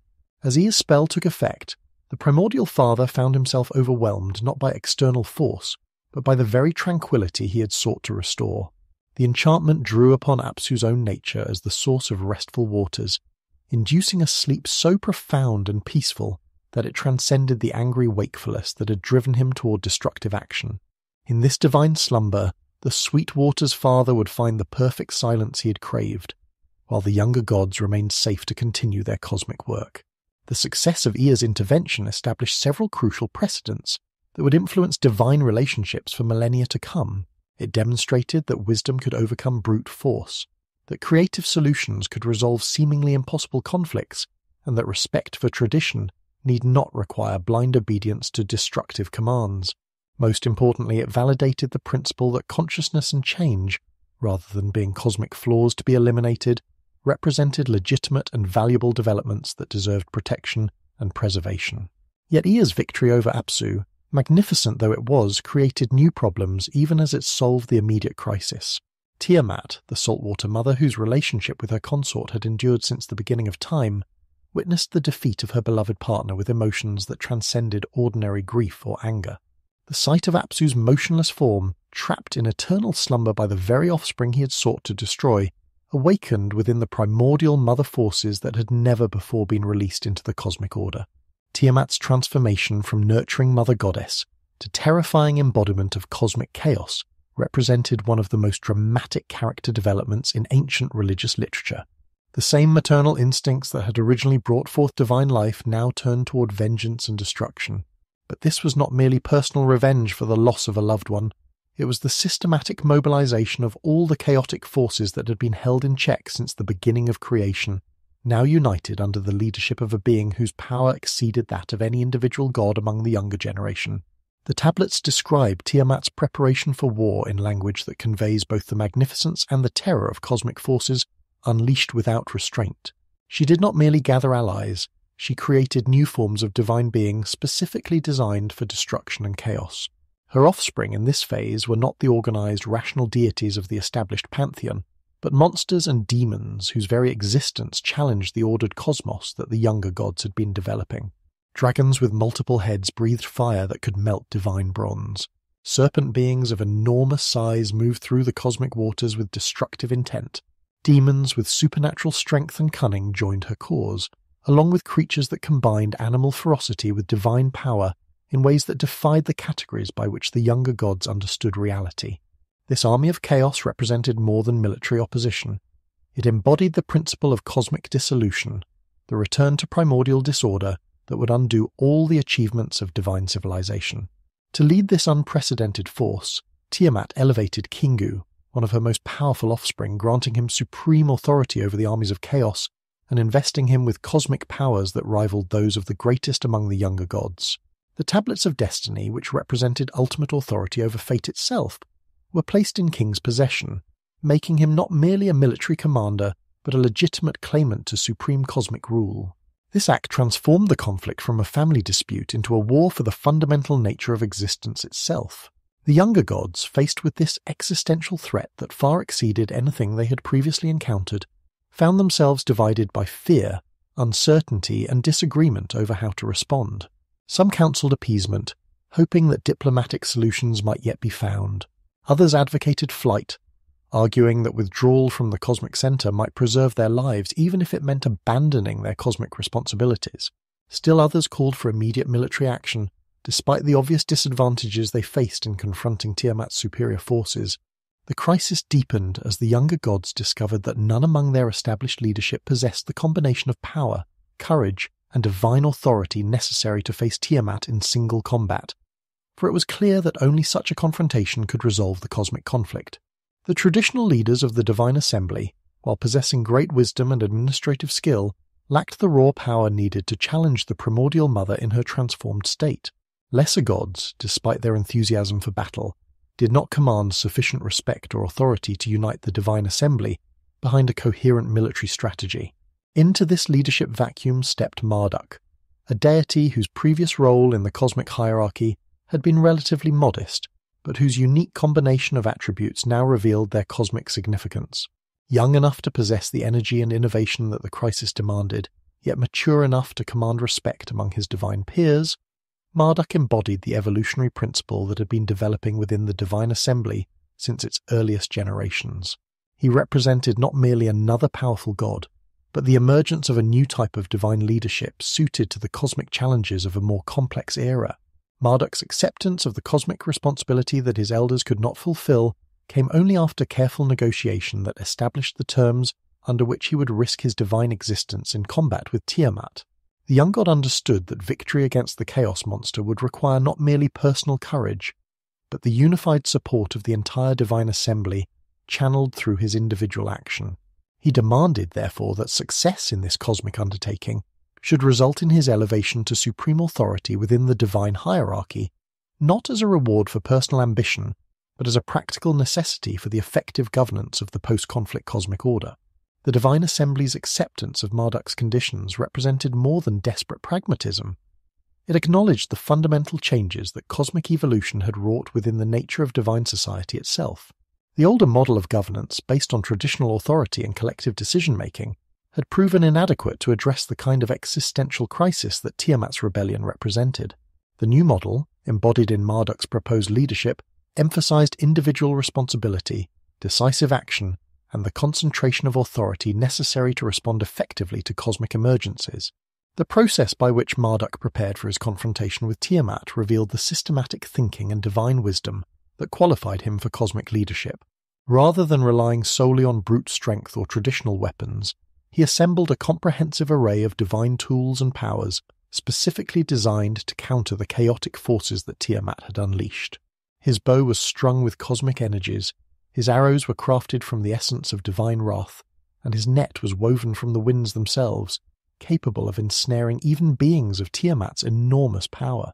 Most significantly, Marduk prepared not merely for military victory but for the cosmic responsibilities that would follow Tiamat's defeat. He understood that destroying the chaos monster would leave a vacuum in the fundamental structure of existence that would require immediate filling if cosmic order were to be maintained. His plans therefore extended beyond the immediate battle to encompass the reorganization of reality itself, the establishment of new cosmic principles, and the creation of institutional frameworks capable of preventing similar crises in the future.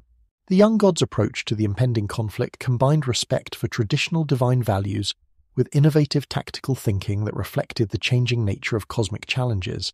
He honored the courage and wisdom of his divine predecessors, while recognizing that new times required new methods and new forms of leadership. His acceptance of ultimate responsibility for the cosmic order represented not a rejection of collaborative governance, but its evolution into more effective forms suited to the complexities of an increasingly sophisticated divine society. As Marduk completed his preparations and the divine assembly rallied behind his leadership, the stage was set for a confrontation that would determine the fundamental character of existence for all subsequent ages. The conflict between order and chaos, between conscious purpose and primordial instinct, between innovative leadership and traditional authority, had crystallized into a cosmic drama whose resolution would establish the basic principles governing reality for millennia to come. The outcome of this divine conflict would prove that conscious purpose could triumph over chaotic force, that innovative leadership could preserve traditional values while adapting them to new circumstances, and that the cosmic order established by thinking, willing beings possess sufficient strength and legitimacy to defend itself against the most fundamental challenges to its existence. Through Marduk's heroic action, the universe would discover its own capacity for self-preservation and continued evolution, ensuring that the cosmic experiment in consciousness and civilization could continue its magnificent development toward ever greater levels of complexity and achievement. As the divine assembly united behind Marduk's unprecedented claim to supreme authority, the young god began preparing for a confrontation that would determine not merely his own fate, but the fundamental nature of existence itself. The weapons he assembled for this cosmic battle were not forged in earthly furnaces or tempered by mortal smiths, but drawn from the very essence of creation instruments of such terrible power that their mere existence would reshape the boundaries between order and chaos, between conscious purpose and primordial instincts. The first of these divine armaments was his bow, strung not with ordinary cord but with the concentrated fury of cosmic lightning. Each time Marduk drew back this celestial weapon, the very fabric of space trembled with anticipation, for the arrows it would loose carried within them the concentrated will of organized reality itself. These projectiles were not mere shafts of wood and metal, but crystallized expressions of divine law, each one capable of piercing through the densest concentrations of chaotic force to strike at the heart of disorder. His quiver contained arrows of 7 different types, each designed for specific aspects of the coming confrontation. Some blazed with the pure light of creation, capable of illuminating the darkest corners of primordial chaos. Others carried the binding force of cosmic law, able to constrain even the most turbulent energies within ordered patterns. Still others bore the essence of destruction, not the mindless obliteration that Tiamat represented, but the purposeful dissolution that must precede new forms of creation, the sacred fire that burned away the old to make space for the new.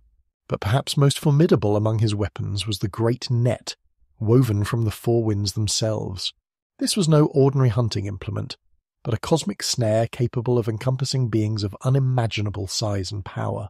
The south wind formed its leading edge, driving forward with irresistible momentum. The north wind provided its trailing boundary, sealing off all possibility of retreat. The east and west winds created its sides, ensuring that nothing caught within could escape through lateral movement. Together, these elemental forces created a trap that could contain even the vast form of the Chaos Monster herself. Marduk's chariot, drawn by 4 supernatural horses whose manes flowed with stellar fire, served as his mobile command center for the coming battle. These divine steeds, killer, relentless, trampler, and swift, possessed the power to gallop across the void between worlds, their hooves striking sparks from the crystalline dome of heaven itself. Their breath was hurricane wind, their neighing was thunder, and their eyes blazed with the concentrated light of newborn stars. No obstacle could impede their passage, no distance could exhaust their supernatural endurance. Upon his brow Marduk wore a crown that blazed with terrible radiance, not the gentle light of sun or moon, but the harsh illumination that reveals truth in its starkest form. This aureole of divine glory served both as protection and weapon, for no creature born of chaos could endure direct exposure to such concentrated order. The very sight of this crown would cause demons to flee in terror, and monsters to dissolve back into the primordial soup from which they had emerged. In his right hand he grasped a mace whose head contained compressed lightning, while his left held the tablet of destinies, that cosmic document which recorded the fundamental laws governing all existence.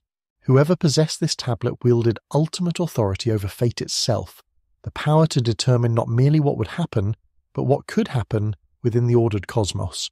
Tiamat's champion Kingu had claimed this ultimate prize, but Marduk understood that true cosmic kingship required more than mere possession of the symbols of power. It demanded the wisdom and strength to wield them responsibly. As these preparations reached completion, the assembled gods gathered to witness what would be either the triumph of cosmic order or the victory of primordial chaos. The stakes could not have been higher, for defeat would mean not merely Marduk's destruction, but the dissolution of all organized reality back into the undifferentiated waters of the beginning. Every temple, every city, every carefully constructed relationship between divine and human realms would vanish as if they had never existed, leaving only the eternal silence of the primal waters. The confrontation began not with the clash of arms, but with a war of words that revealed the fundamental philosophical divide separating the two cosmic principles. Tiamat, surrounded by her monstrous offspring and terrible allies, spoke with the voice of unlimited potential that saw all boundaries as arbitrary constraints, all organization as tyrannical imposition. Why should the ancient waters submit to artificial limits, she demanded. Why should the freedom of primordial existence be caged within the narrow confines of law and order? Marduk's response embodied the principle of conscious choice triumphing over random chance. Because, he declared, consciousness requires structure, creativity needs direction, and love demands object. Without form there can be no beauty. Without law there can be no justice. Without boundaries there can be no meaning. His words carried the weight of every civilization that had struggled to create something lasting and beautiful from the raw materials of existence. As theological argument gave way to physical confrontation, the scale of the battle began to dwarf any conflict that had previously occurred within the bounds of creation. Tiamat's form, already vast beyond mortal comprehension, expanded further as she drew upon the deepest reserves of chaotic power. Her body became a cosmic storm, her breath a hurricane that threatened to tear apart the newly established boundaries between the realms of existence. When she opened her maw to swallow her young challenger, the void within seemed to contain all the darkness that had existed before the first light of creation. But Marduk had anticipated this strategy. As Tiamat's jaws gaped wide, he released the 4 winds he had bound within his great net. These elemental forces rushed into the chaos monster's throat, inflating her vast form like a cosmic balloon and preventing her from either closing her mouth or unleashing the destructive power she had concentrated within her belly. For the first time in this confrontation, Tiamat found herself constrained by forces she could not simply dissolve or absorb. Seizing this moment of vulnerability, Marduk drew his mighty bow and loosed an arrow that blazed with the concentrated essence of divine authority. This shaft, carrying within it the combined will of all the gods who had chosen order over chaos, struck true, piercing the inflated form of the primordial mother and finding her heart. The impact sent shockwaves throughout all levels of existence.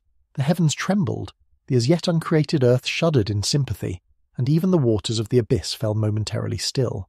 Tiamat's death cry was like the sound of a cosmic dam bursting, releasing energies that had been contained since before the beginning of time. But rather than allowing these forces to scatter randomly back into primal chaos, Marduk immediately began the process of cosmic reorganization.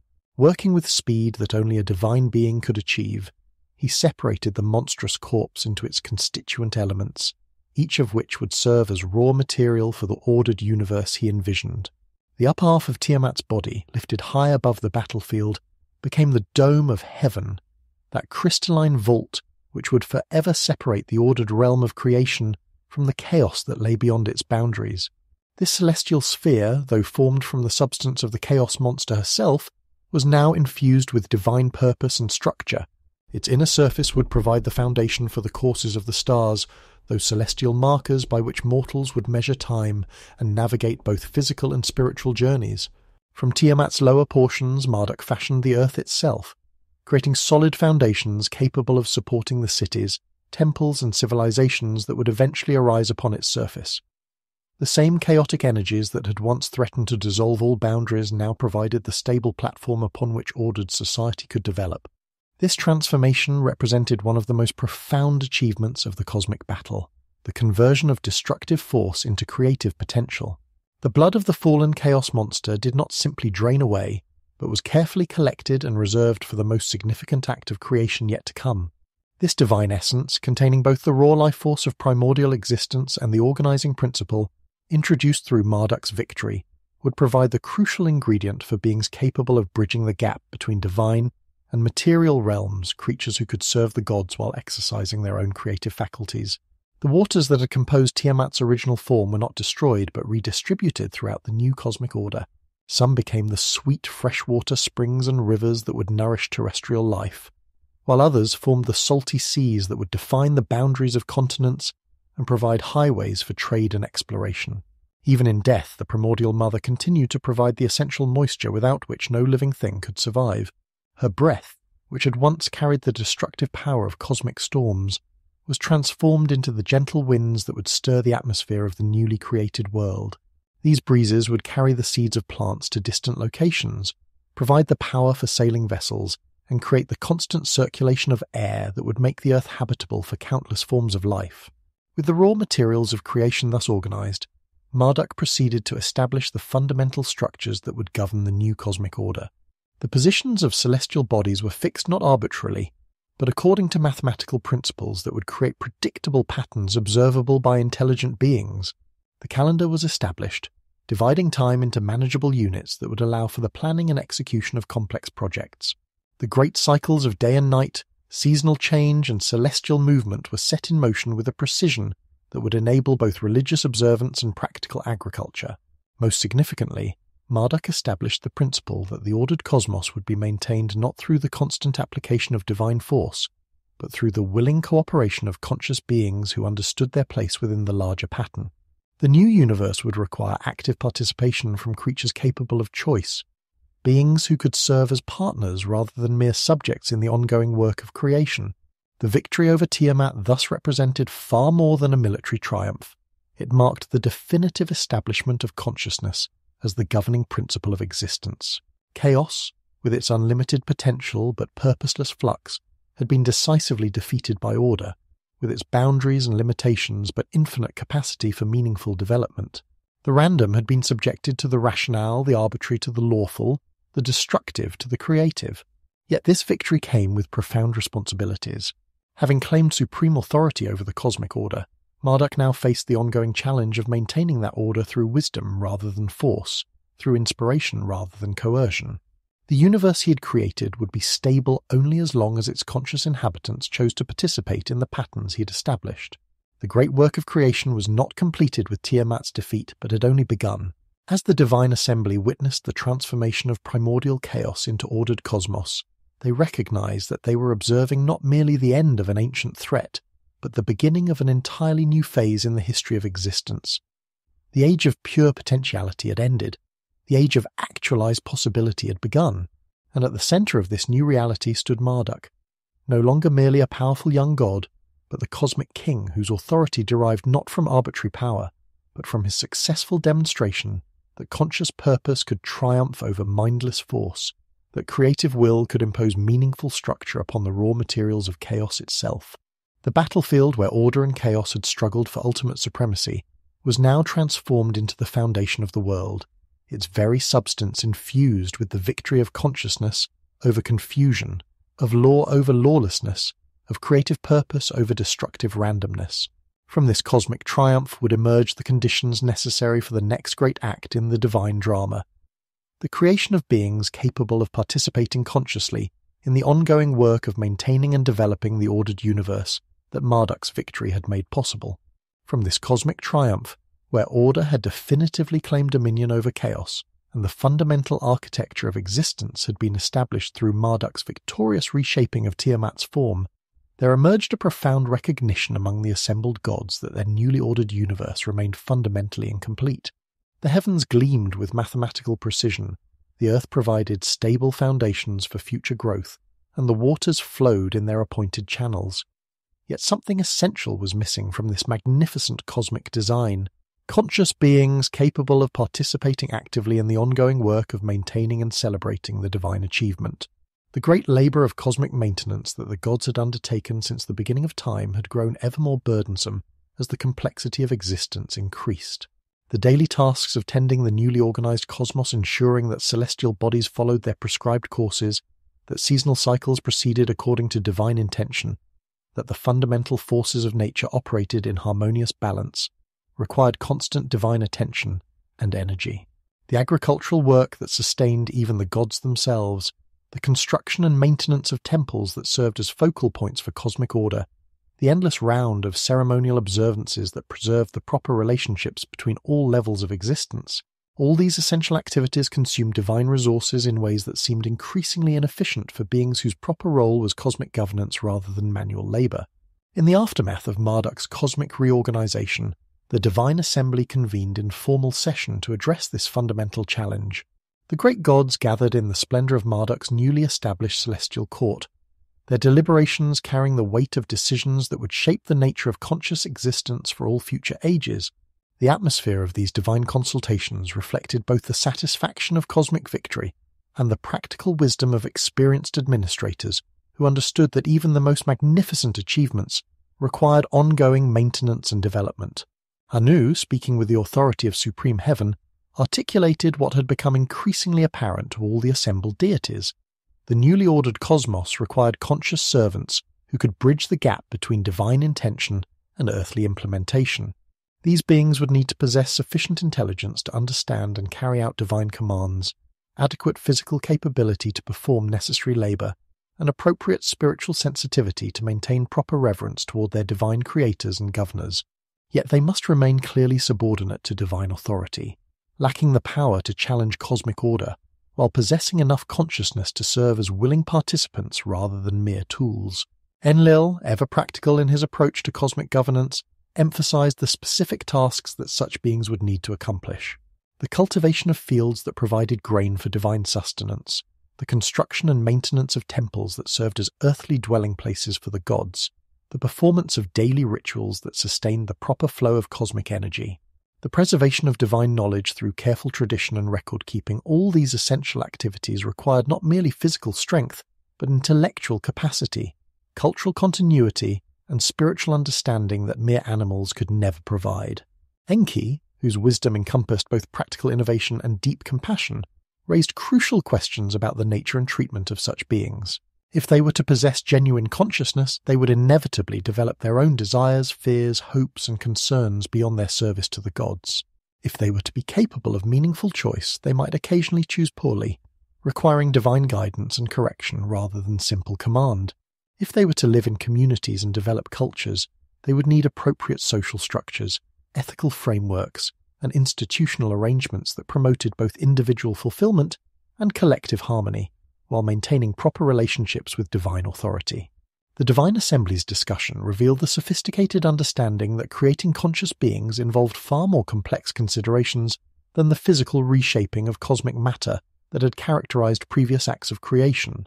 These new entities would require not merely bodies capable of work, but minds capable of growth, spirits capable of devotion, and communities capable of transmitting knowledge and values across generations. They would need to be sufficiently like the gods to understand divine communication and intention, yet sufficiently unlike them to remain appropriately subordinate and mortal. After extensive deliberation that encompassed every aspect of conscious existence, the assembled gods reached consensus that such beings should indeed be created, but their creation would require the most precious and powerful substance available, divine blood itself, containing the very essence of conscious will and spiritual awareness. Only through incorporating actual divine substance could these new entities possess the consciousness necessary for meaningful service, while maintaining the mortality that would prevent them from challenging cosmic order. The source of this divine essence was immediately apparent. King, who had served as Tiamat's champion and commander of the forces of chaos, still retained within his form the concentrated power of conscious opposition that had driven the cosmic rebellion. His divine blood, purified through his defeat and transformed through divine wisdom, would provide the perfect substance for creatures who needed consciousness without chaotic tendencies, awareness without destructive ambition, and spiritual sensitivity without divine pretensions. King's sacrifice, rather than representing mere punishment for his role in the cosmic conflict, became a redemptive transformation through which the forces that had once threatened cosmic order would be channeled into the service of cosmic maintenance. His divine essence, willingly offered under the new cosmic dispensation, would live on not in destructive rebellion, but in countless conscious beings, dedicated to preserving and celebrating the ordered universe that Marduk's victory had established. The actual creation combined divine essence with earthly matter in proportions carefully calculated to produce beings of appropriate nature and capability.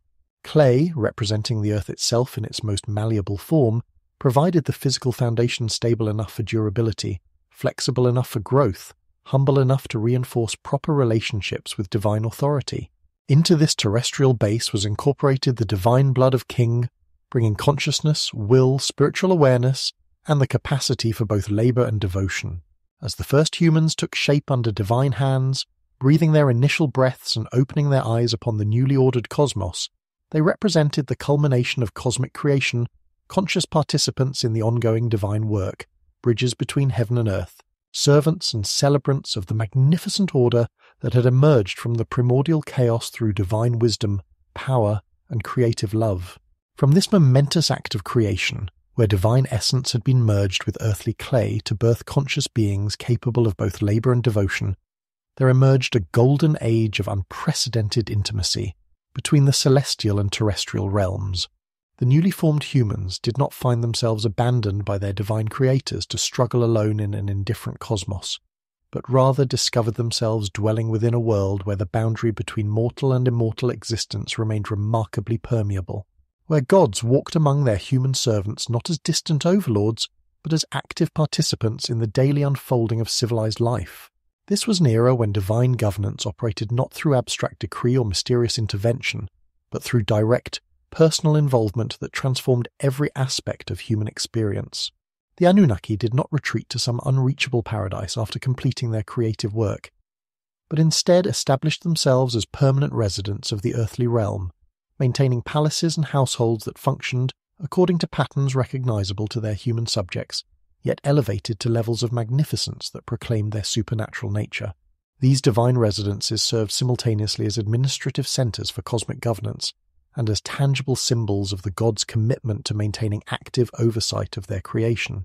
The gods required the same basic necessities that sustained human life: food, shelter, clothing, and companionship. Yet their versions of these necessities reflected their divine status through scale, quality, and ceremonial elaboration that surpassed anything mortals could achieve.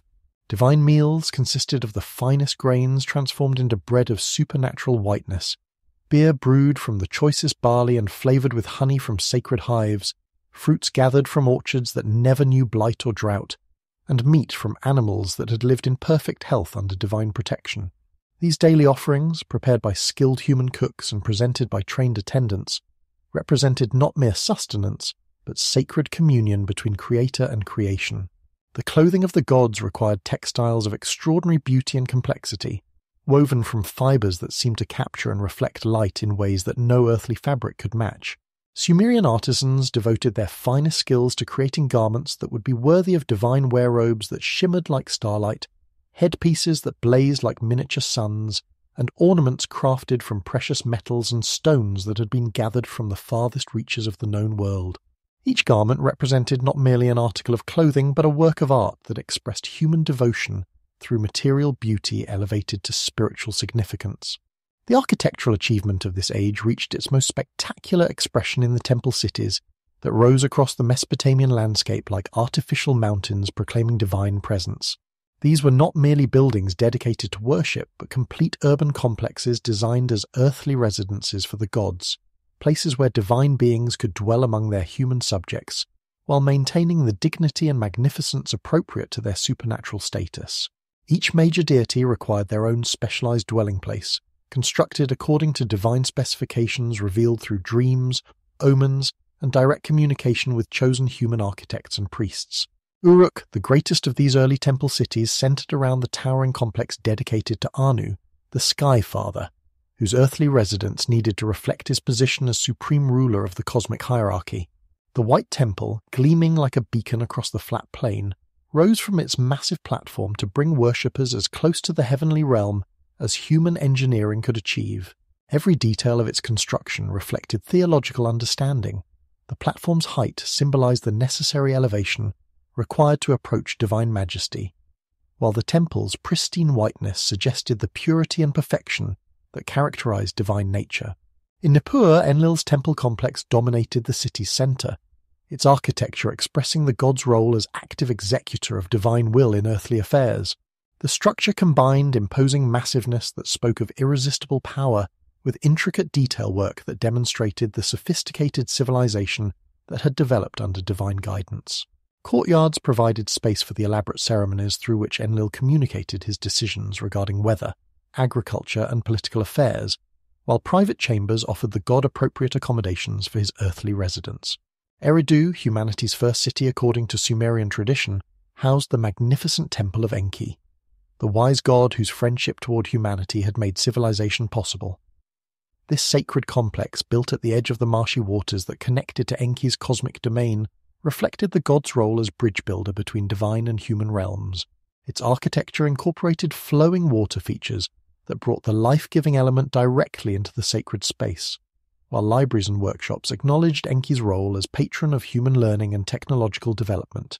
The relationship between divine residents and human subjects operated according to carefully developed protocols that acknowledged both the gods' supernatural authority and their genuine care for the communities that served them.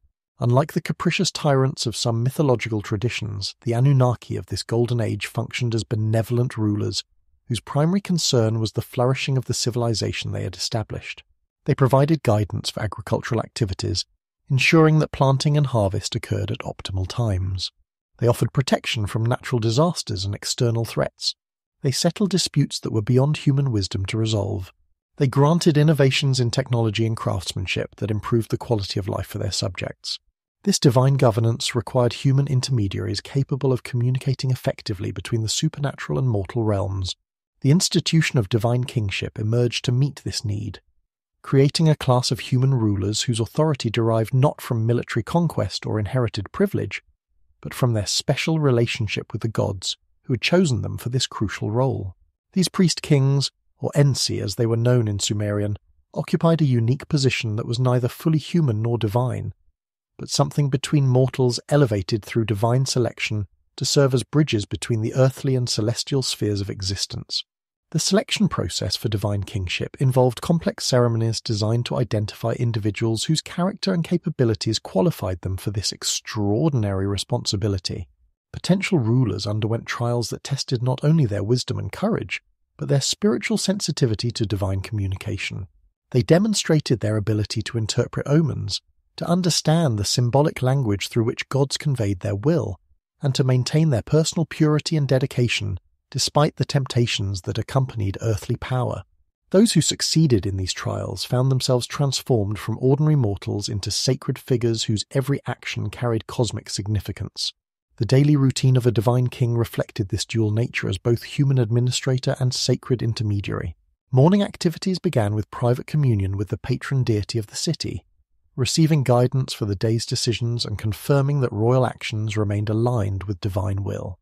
Public appearances were carefully choreographed ceremonies that demonstrated the king's special relationship with the gods, while allowing subjects to witness the divine approval that legitimized earthly authority.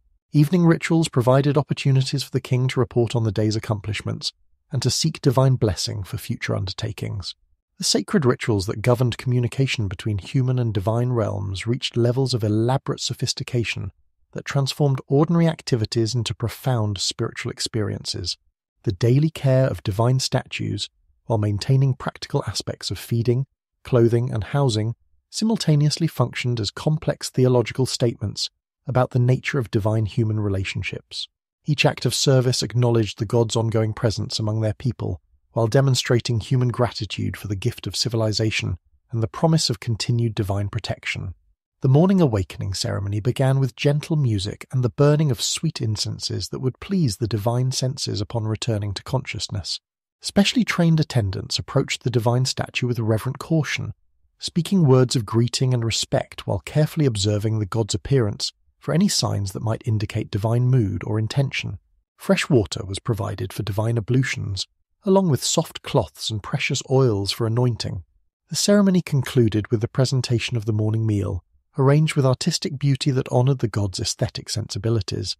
Throughout the day, priests maintained constant vigilance for signs of divine communication. Unusual cloud formations might indicate weather-related divine decisions. The behaviour of sacred animals could reveal divine approval or disapproval of human activities. Dreams experienced by temple personnel often contained important messages requiring careful interpretation and appropriate response.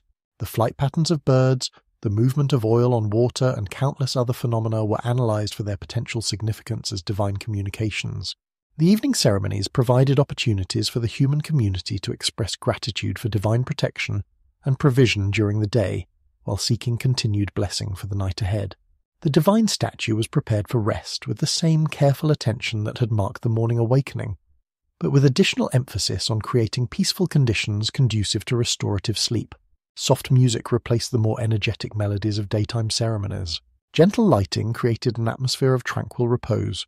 The final offerings of the day emphasized foods and drinks believed to promote pleasant dreams and peaceful rest. Seasonal festivals elevated these daily rituals to unprecedented levels of community participation and spiritual significance.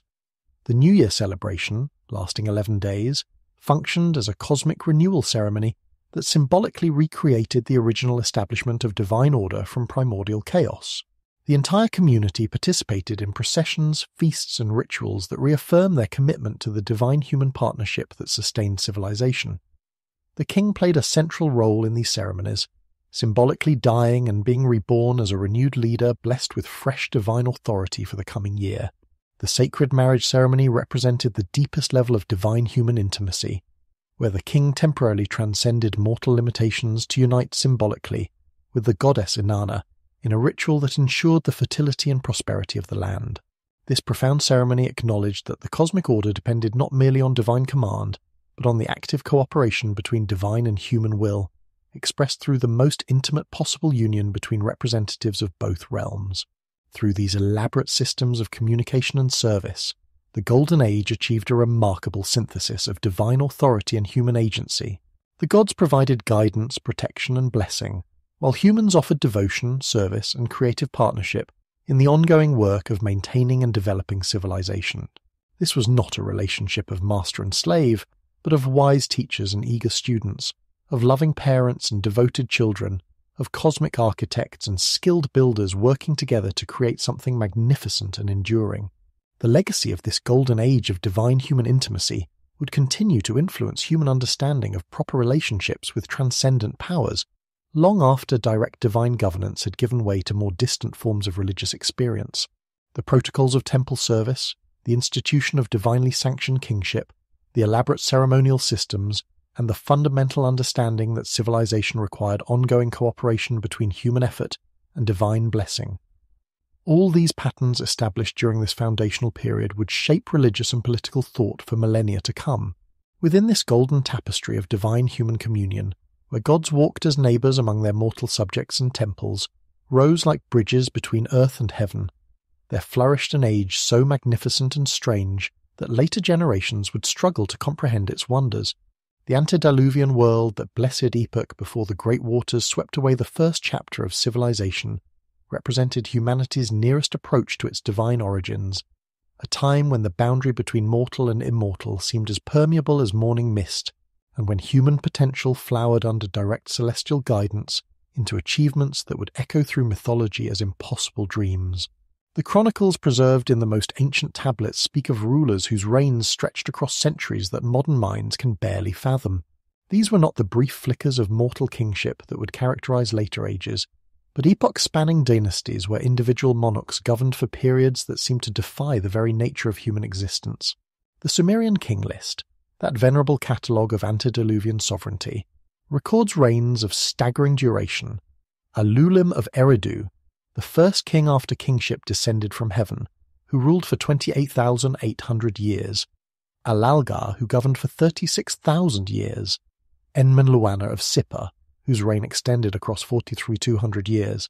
These extraordinary chronicles of longevity were not mere exaggerations born of mythological enthusiasm, but reflected a fundamental difference in the nature of human existence during that blessed age. The divine essence that flowed through the bloodlines of these early rulers, many of whom claimed direct descent from unions between gods and mortals, imbued them with vitality that transcended ordinary biological limitations. They were living bridges between the temporal and eternal realms, their extended lifespan serving as testimony to their unique position in the cosmic order. Each of these legendary monarchs represented not merely political authority, but embodied the accumulated wisdom of centuries. Imagine rulers who could personally remember the founding of cities, who had witnessed the rise and fall of multiple generations, who carried within their memories the direct instructions of gods delivered not through intermediaries, but through face-to-face communion. Their courts became repositories of knowledge that spanned geological epochs, their decisions informed by experiences that stretched across what later civilizations would consider entire historical periods. The wisdom these ancient kings accumulated over their impossibly long reigns found expression in innovations that seemed to their descendants like gifts from another realm entirely. Under their guidance, human society underwent transformations so rapid and profound that later myths would attribute them to direct divine intervention. The technological gifts that emerged during this golden age represented not gradual human discovery, but systematic instruction from beings whose knowledge encompassed the fundamental principles governing natural forces. Agriculture, that foundation of all subsequent civilization, blossomed under divine tutelage from primitive gathering into sophisticated systems of cultivation that seemed to work in harmony with cosmic rhythms. The Anunnaki taught humanity not merely to plant and harvest, but to understand the deeper relationships between celestial cycles, terrestrial seasons, and the mysterious forces that governed growth and abundance. They revealed the secrets of selective breeding that could transform wild grasses into abundant grains, showed how different plants could be combined to enrich soil rather than exhaust it, and demonstrated irrigation techniques that channeled water with mathematical precision across vast agricultural estates. The knowledge granted included understanding of plant genetics that would not be rediscovered until modern times, how to cross different varieties to produce hybrid crops with enhanced characteristics, how to preserve seeds through careful storage techniques that maintained viability across multiple seasons, and how to read the subtle signs in soil and sky that indicated optimal planting and harvesting times. These were not merely practical techniques, but represented a comprehensive understanding of agricultural science that integrated botany, meteorology, soil chemistry, and celestial mechanics into a unified system of food production.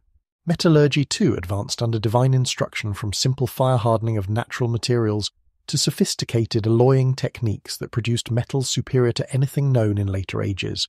The Anunnaki revealed the secret locations of ores, taught the construction of furnaces capable of achieving temperatures that could transform base materials into gleaming bronze and precious metals, and shared knowledge of forging techniques that imbued tools and weapons with durability that bordered on the magical. These early metallurgists, working under divine guidance, developed techniques for creating alloys whose composition remained mysterious to later civilizations. They learned to work with metals that seemed to possess properties beyond the purely physical bronze that held its edge longer than should have been possible, gold that resisted tarnishing through supernatural means, and copper that conducted not merely heat and cold, but seemed to channel cosmic energies in ways that enhanced the effectiveness of religious rituals and astronomical observations. The gift of writing represented perhaps the most transformative of all divine instructions, for it elevated human consciousness from the limitations of individual memory to the unlimited potential of accumulated knowledge. The Anunnaki taught scribes not merely to record transactions and events, but to capture the subtle relationships between sounds and symbols that could preserve not just information, but the very essence of thought itself. The cuneiform system that emerged from this instruction possessed capabilities that its inventors could barely comprehend, providing frameworks for expressing abstract concepts, mathematical relationships, and literary compositions of extraordinary sophistication. But writing was merely one aspect of the comprehensive educational program that the divine teachers implemented. They introduced mathematical systems based on sophisticated understanding of numerical relationships, geometric principles that enabled the construction of monuments aligned with celestial phenomena, and astronomical knowledge that revealed the clockwork precision of cosmic mechanics. The sexagesimal system, that mathematical framework based on multiples of 60, that continues to govern how we measure time and angular relationships, represented divine insight into numerical harmonies that reflected the fundamental structure of reality itself. Astronomy, perhaps more than any other field, demonstrated the vast gulf between human potential under divine guidance and the limitations that would characterize later ages. The antediluvian astronomers, working with knowledge granted by the Anunnaki, developed predictive models of celestial movements that achieved accuracy rivaling modern calculations. They understood the precession of equinoxes, tracked planetary cycles with mathematical precision, and created calendar systems that harmonized solar, lunar, and stellar observations into unified temporal frameworks that served both practical and religious purposes. These early astronomers possessed instruments and techniques that seemed impossibly advanced for their supposed technological level. They calculated the length of the year to decimal places that would not be matched for millennia, predicted eclipses with accuracy that demonstrated comprehensive understanding of celestial mechanics, and developed star catalogues that tracked individual objects through complex orbital patterns. Their observatories, built according to divine specifications, incorporated architectural features that enhanced observational accuracy through ingenious applications of geometric principles. The systematization of this divine knowledge found its most remarkable expression through the agency of the Apkallis, those 7 wise beings who served as the primary conduits through which divine instruction reached human communities. These enigmatic figures, whose nature straddled the boundary between divine and mortal realms, emerged during the earliest periods of civilization to serve as teachers, advisors, and guardians of cosmic wisdom. Each of the great antediluvian cities received instruction from one of these wise beings, who established the cultural foundations upon which all subsequent civilization would build. Adapa, first among the Apkallis and teacher to the city of Eridu, represented wisdom incarnate, a being who possessed comprehensive understanding of divine law, natural science, and human psychology. His instructions established the fundamental principles of urban organization, religious practice, and technological development that would define Mesopotamian civilization. Through him, humanity received not merely practical knowledge, but philosophical frameworks for understanding their place within the cosmic order. Munduga, who taught the arts of metalworking and craftsmanship, revolutionized human relationship with materials and tools. His instruction encompassed not only technical skills, but aesthetic principles that elevated functional objects into works of art. Under his guidance, human craftsmen learned to create items that served simultaneously as practical tools and religious artifacts, objects whose beauty reflected divine perfection, while their utility enhanced daily life. Enmeduga brought knowledge of music, poetry, and the mathematical relationships that governed harmonic structures. His teachings revealed how sound and rhythm could be organized according to cosmic principles, creating compositions that served not merely as entertainment, but as vehicles for spiritual elevation and divine communication. The musical systems he established influenced not only artistic expression, but religious ceremonies, mathematical education, and even architectural proportions. Each of the 7 Apkallis contributed specialized knowledge that, when combined, created the comprehensive foundation of antediluvian civilization. And Megalama taught the principles of architecture and construction that enabled the building of structures aligned with celestial phenomena. And Mebeluga revealed the secrets of animal husbandry and the domestication of wild species. Anenlilda instructed in the arts of governance and law, establishing the principles of justice that would influence legal thinking for millennia. Utuapsu, the 7th and final teacher, provided knowledge of medicine and healing, revealing the connections between physical health, mental well-being, and spiritual harmony. The integration of these diverse streams of knowledge created a civilization of unprecedented sophistication and harmony. Cities rose according to divine architectural principles, their streets and buildings arranged to facilitate both practical activities and cosmic alignment. Agricultural systems produced abundance that sustained large populations while maintaining ecological balance. Artistic achievements reflected not merely human creativity, but divine aesthetic principles. Legal systems balanced individual rights with communal responsibilities according to cosmic concepts of justice. The inhabitants of this golden age lived lives that later generations would struggle to imagine. Existence characterized by longevity that enabled the accumulation of vast personal experience, access to divine knowledge that made natural forces allies rather than obstacles, and participation in social systems that harmonized individual fulfillment with cosmic purpose. Disease was rare, violence minimal, and natural disasters largely prevented through understanding of the forces that governed environmental stability. Yet this magnificent epoch carried within itself the seeds of its own transformation. The very gifts that elevated human potential, extended lifespans, access to divine knowledge, an intimate relationship with cosmic forces, would eventually create conditions that challenged the harmonious balance between divine guidance and human freedom. The population growth enabled by abundant food systems and extended lifespans would strain the delicate ecological relationships that sustained the antediluvian world. The technological capabilities granted by divine instruction would tempt humanity toward applications that violated cosmic law. The intimate relationship between divine and human realms would give rise to unions that produced offspring whose nature challenged the established order of creation. As generations passed within this golden age, subtle changes began to accumulate that would eventually threaten the cosmic harmony that sustained the antediluvian world. The very success of divine instruction in elevating human capabilities would create conditions requiring new forms of divine intervention, setting the stage for the great crisis that would test whether consciousness and choice could maintain the delicate balance upon which civilized existence depended.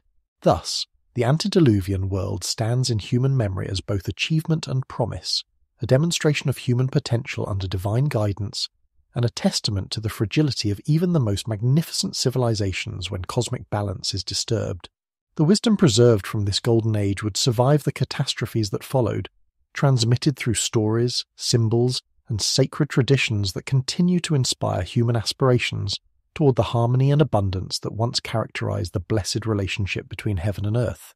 The magnificent synthesis of divine wisdom and human ingenuity that had characterized the antediluvian world found its most enduring expression not merely in the practical technologies that sustained civilization, but in the flowering of cultural achievements that elevated human consciousness toward unprecedented heights of sophistication and beauty. As generations passed under the benevolent guidance of the Anunnaki, the accumulated knowledge that had begun with simple agricultural techniques and metallurgical innovations evolved into comprehensive systems of understanding that encompassed the mathematical principles governing cosmic harmony, the artistic expressions that captured divine beauty, and the social institutions that reflected celestial order in human communities. The sacred knowledge that emerged during this golden age represented far more than practical information. It embodied humanity's first systematic attempt to comprehend the fundamental structures underlying all existence. Under the patient instruction of divine teachers, human scholars developed mathematical concepts that revealed the hidden harmonies connecting earthly phenomena with celestial movements. The sexagesimal system, based on the sacred number 60, emerged not as an arbitrary choice, but as a profound recognition of the numerical relationships that governed both the cycles of heavenly bodies and the proportions of sacred architecture. These early mathematicians, working with knowledge granted directly by the Anunnaki, discovered that the same numerical principles which predicted the movements of planets could also be applied to the construction of temples, the measurement of agricultural plots, and the calculation of commercial transactions. The number 60, with its remarkable property of being divisible by numerous smaller integers, provided a flexible framework for calculations involving fractions, proportions, and complex geometric relationships that would challenge even modern computational methods. Calendar systems developed during this period achieved an accuracy that would not be matched for millennia, integrating solar years, lunar months, and stellar observations into unified temporal frameworks that served simultaneously for agricultural planning, religious ceremonies, and administrative organization. The antediluvian calendar makers understood that time itself possessed sacred dimensions, that the measurement of days and seasons was not merely practical convenience, but participation in the cosmic rhythms that maintained universal order. Medical knowledge granted by divine instructors combined empirical observation with spiritual understanding, recognizing that physical health depended upon maintaining proper relationships between body, mind, and cosmic forces. These early physicians developed diagnostic techniques that considered not only visible symptoms, but also the patient's spiritual condition, their relationship with the gods, and their harmony with natural cycles. Herbal remedies were prescribed not merely for their chemical properties, but for their connections to particular deities, celestial bodies, and seasonal energies. Surgical procedures, surprisingly sophisticated for their era, were performed with instruments crafted according to divine specifications and techniques revealed through sacred traditions. Medical texts from this period demonstrate understanding of anatomical structures, disease processes, and therapeutic interventions that suggest direct instruction from beings possessing comprehensive knowledge of biological systems. Yet this knowledge was always embedded within theological frameworks that understood illness as disruption of cosmic harmony and healing as restoration of proper divine relationships. The artistic expressions that flourished under divine patronage transcended mere decoration or entertainment to become vehicles for communicating sacred truths and elevating human consciousness toward appreciation of divine beauty. The first sculptures, carved with techniques taught by celestial instructors, captured not merely physical appearance, but spiritual essence, creating images that served as focal points for meditation and communion with supernatural forces. These early sculptors worked with understanding that artistic creation was itself a form of divine participation, that the process of shaping stone or clay into meaningful forms replicated the cosmic act through which the Anunnaki had fashioned the universe from primordial chaos. Each carved figure, whether depicting divine beings, royal personages, or symbolic creatures, was understood to possess spiritual presence, to serve as a conduit through which divine energy could flow into the material world. Poetry emerged as humanity's first literary art form under the direct inspiration of divine muses who revealed the power of rhythmic language to capture and transmit spiritual insights that could not be expressed through ordinary speech. These earliest poems, preserved on clay tablets that would outlast bronze monuments and marble palaces, explore themes that continue to resonate through human consciousness: the relationship between mortality and eternity, the search for meaning in the face of cosmic vastness, the celebration of love and beauty, and the attempt to understand humanity's place within divine purpose. The Epic of Gilgamesh, though reaching its final form in later periods, originated in poetic traditions established during the antediluvian age, when the boundary between divine and human realms remained permeable enough for mortals to undertake quests that brought them into direct contact with supernatural beings. These narrative poems served not merely as entertainment, but as repositories of wisdom, preserving insights about courage, friendship, loss, and the acceptance of human limitations within cosmic order. Songs accompanied by musical instruments crafted according to divine specifications provided soundscapes for religious ceremonies, royal celebrations, and community gatherings that created emotional and spiritual resonance between participants and the cosmic harmonies that governed all existence. Music was understood not as arbitrary arrangement of sounds, but as audible manifestation of the mathematical relationships that structured reality itself, with specific melodies and rhythms corresponding to particular divine forces, seasonal cycles, and spiritual states. The social organization that developed under divine guidance created institutional frameworks that balanced individual fulfillment with collective harmony, establishing patterns of governance, commerce, and community life that reflected celestial order while accommodating human nature and needs. Law codes emerging during this period represented more than practical regulations. They embodied attempts to translate divine justice into human institutions, creating earthly systems that reflected the moral principles governing cosmic order. These early legal collections established concepts that would influence jurisprudence for millennia. The principle that law should be publicly known rather than arbitrarily imposed, the idea that justice required consideration of circumstances and intentions rather than merely actions, and the understanding that legal systems should protect the vulnerable while maintaining social stability. Compensation rather than retribution became the preferred method for resolving conflicts, reflecting divine preference for restoration over destruction. Trade systems developed during this golden age created networks of exchange that connected distant regions through relationships based on mutual benefit rather than exploitation. Merchants travelled vast distances carrying not merely goods, but ideas, techniques, and cultural innovations that enriched all participating communities. Standard weights and measures, established according to divine specifications, facilitated fair exchange while commercial law protected both buyers and sellers through procedures that balance profit with justice. Urban planning during the antediluvian period created cities that functioned as earthly reflections of celestial order, with streets, buildings, and public spaces arranged according to geometric principles that facilitated both practical activities and spiritual elevation. These early urban designers understood that the physical environment shaped human consciousness, that well-planned cities could encourage virtue, learning, and religious devotion, while poorly designed settlements might foster conflict, ignorance, and spiritual decay. Religious innovation reached unprecedented heights as temples evolved from simple shrines into elaborate complexes that served simultaneously as divine dwellings, educational institutions, economic centers, and architectural expressions of cosmic truth. Temple architecture incorporated mathematical proportions that created acoustic properties enhancing chanted prayers, astronomical alignments that connected earthly ceremonies with celestial events, and symbolic decorations that communicated theological concepts through visual imagery. The priesthood that emerged to serve these magnificent temples represented humanity's first professional class, dedicated entirely to maintaining relationships between divine and human realms. These religious specialists underwent extensive training that combined practical skills, reading, writing, mathematics, astronomy with spiritual disciplines designed to purify their consciousness and enhance their capacity for divine communication. Priestly education created individuals capable of serving as intermediaries between mortal communities and supernatural powers, translating divine will into human understanding while conveying human needs and concerns to celestial attention.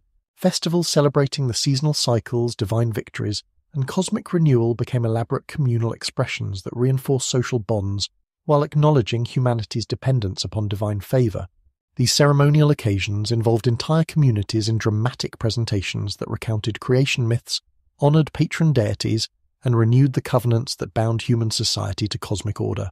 Through participation in these sacred dramas, ordinary individuals could experience temporary transcendence of daily concerns, gaining perspective on their lives within the larger patterns of divine purpose. The New Year celebrations, in particular, served as occasions for cosmic renewal, when the community symbolically participated in the original act of creation, reaffirming their commitment to maintaining order against the constant threat of chaos. These ceremonies involved not merely ritual observance, but genuine spiritual transformation, as participants experienced themselves as active agents in the ongoing divine work of sustaining and developing civilized existence. Sacred marriage ceremonies, connecting royal couples with divine archetypes, ensured that earthly governance remained properly subordinated to celestial authority, while celebrating the creative power of love that brought new life into the world. These rituals acknowledged that human reproduction participated in the same divine energy that had originally brought the universe into being, making every birth a small repetition of the cosmic creation. Through these magnificent cultural achievements, mathematical systems that revealed cosmic harmonies, artistic expressions that captured divine beauty, social institutions that reflected celestial justice, and religious innovations that maintained proper relationships between human and divine realms.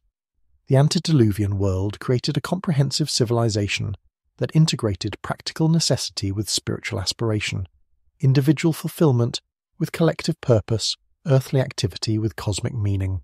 Yet even as these cultural developments reached their zenith, subtle changes were accumulating that would eventually challenge the delicate balance upon which this golden age depended. The very success of divine instruction in elevating human capabilities was creating conditions that would test whether consciousness and choice could maintain the harmony that had made such achievements possible.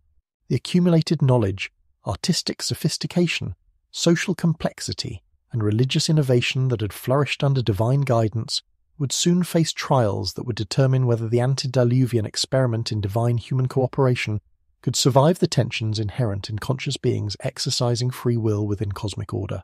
Yet even as these magnificent cultural achievements flourished under divine guidance, subtle changes were beginning to emerge within the cosmic order that had maintained such perfect harmony between the celestial and terrestrial realms. The very success of the antediluvian experiment, the intimate collaboration between divine wisdom and human creativity, was creating conditions that would test the fundamental boundaries that had been established at creation. The relationship between the Anunnaki and their human charges, once characterized by the measured distance of teachers and students, was evolving into something more complex and ultimately more dangerous. Among the divine assembly, certain beings had been appointed as observers entities whose sacred duty involved maintaining constant vigilance over the developing human communities. These watchers, as they became known in the ancient texts, occupied a unique position within the cosmic hierarchy. Unlike the great gods who governed from their celestial courts, issuing decrees and receiving worship through established channels, the watchers dwelt closer to the boundary between realms, their consciousness capable of perceiving both divine purposes and human struggles with unprecedented clarity. The role of these divine sentinels had been conceived as essential to maintaining cosmic balance. Through their constant observation, the celestial authorities could monitor the progress of human civilization, identifying potential problems before they threatened the delicate equilibrium that sustained both realms. They served as early warning systems, divine reconnaissance agents whose reports enabled the Anunnaki to adjust their guidance and intervention according to humanity's evolving needs and changing circumstances. Initially, the Watchers performed their duties with the same dedication and objectivity that characterized all divine service. They observed without judgment, recorded without emotion, and reported with the precise accuracy that their superiors required for cosmic decision-making. Their vigil encompassed every aspect of human development, agricultural innovations, urban planning, artistic expression, religious practices, social organization, and the countless individual dramas that comprise the rich tapestry of mortal existence. But observation, even divine observation, was not a passive activity. To truly understand human behavior, the Watchers needed to comprehend not merely what humans did, but why they acted as they did. This deeper investigation required them to study human emotions, motivations, desires, and fears with an intensity that gradually transformed their own consciousness.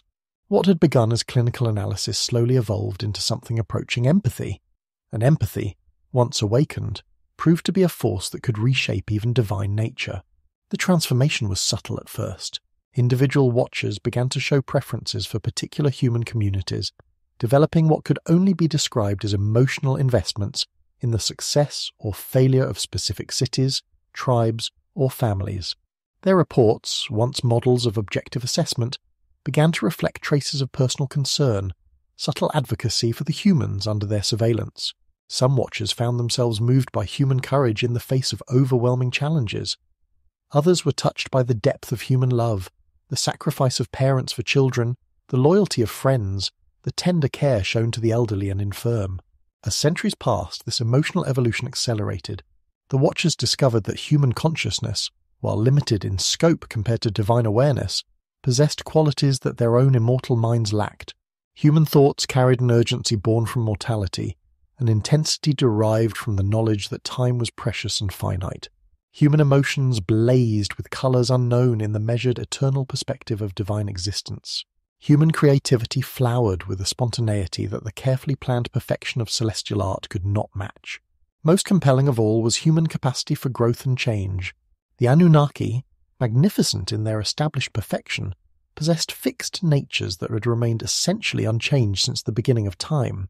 But humans transformed themselves continuously, learning from mistakes, developing new capabilities, discovering unexpected depths within their own consciousness.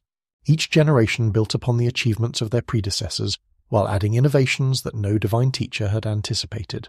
This dynamic quality of human existence exerted an almost magnetic attraction upon minds accustomed to the static grandeur of immortal perfection.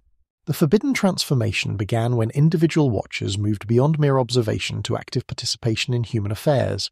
What started as providing more direct guidance than their mandate officially permitted gradually escalated into deeper involvement in mortal concerns. Some Watchers began appearing to humans in physical form, not merely as visions or dreams, but as tangible beings capable of direct interaction. They walked through human cities, participated in human conversations, and experienced firsthand the immediate visceral reality of mortal existence. This boundary crossing represented the first serious violation of cosmic law since the establishment of the ordered universe. The careful separation between divine and human realms had been instituted not arbitrarily, but as a fundamental requirement for maintaining the stability of creation itself.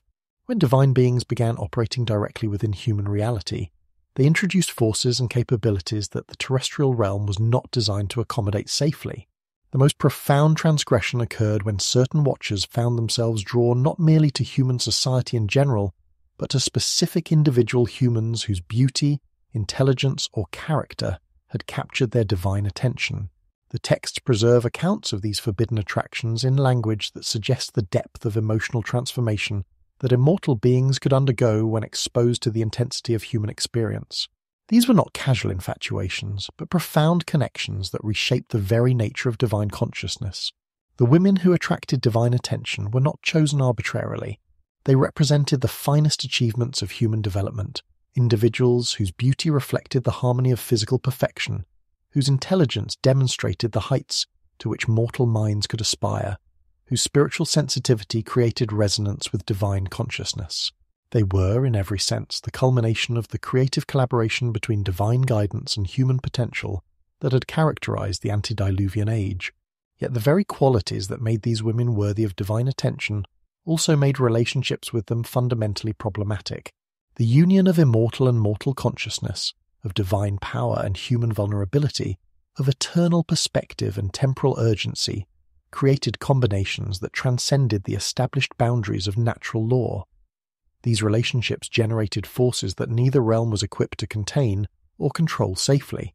The offspring of these unions posed even greater challenges to cosmic order.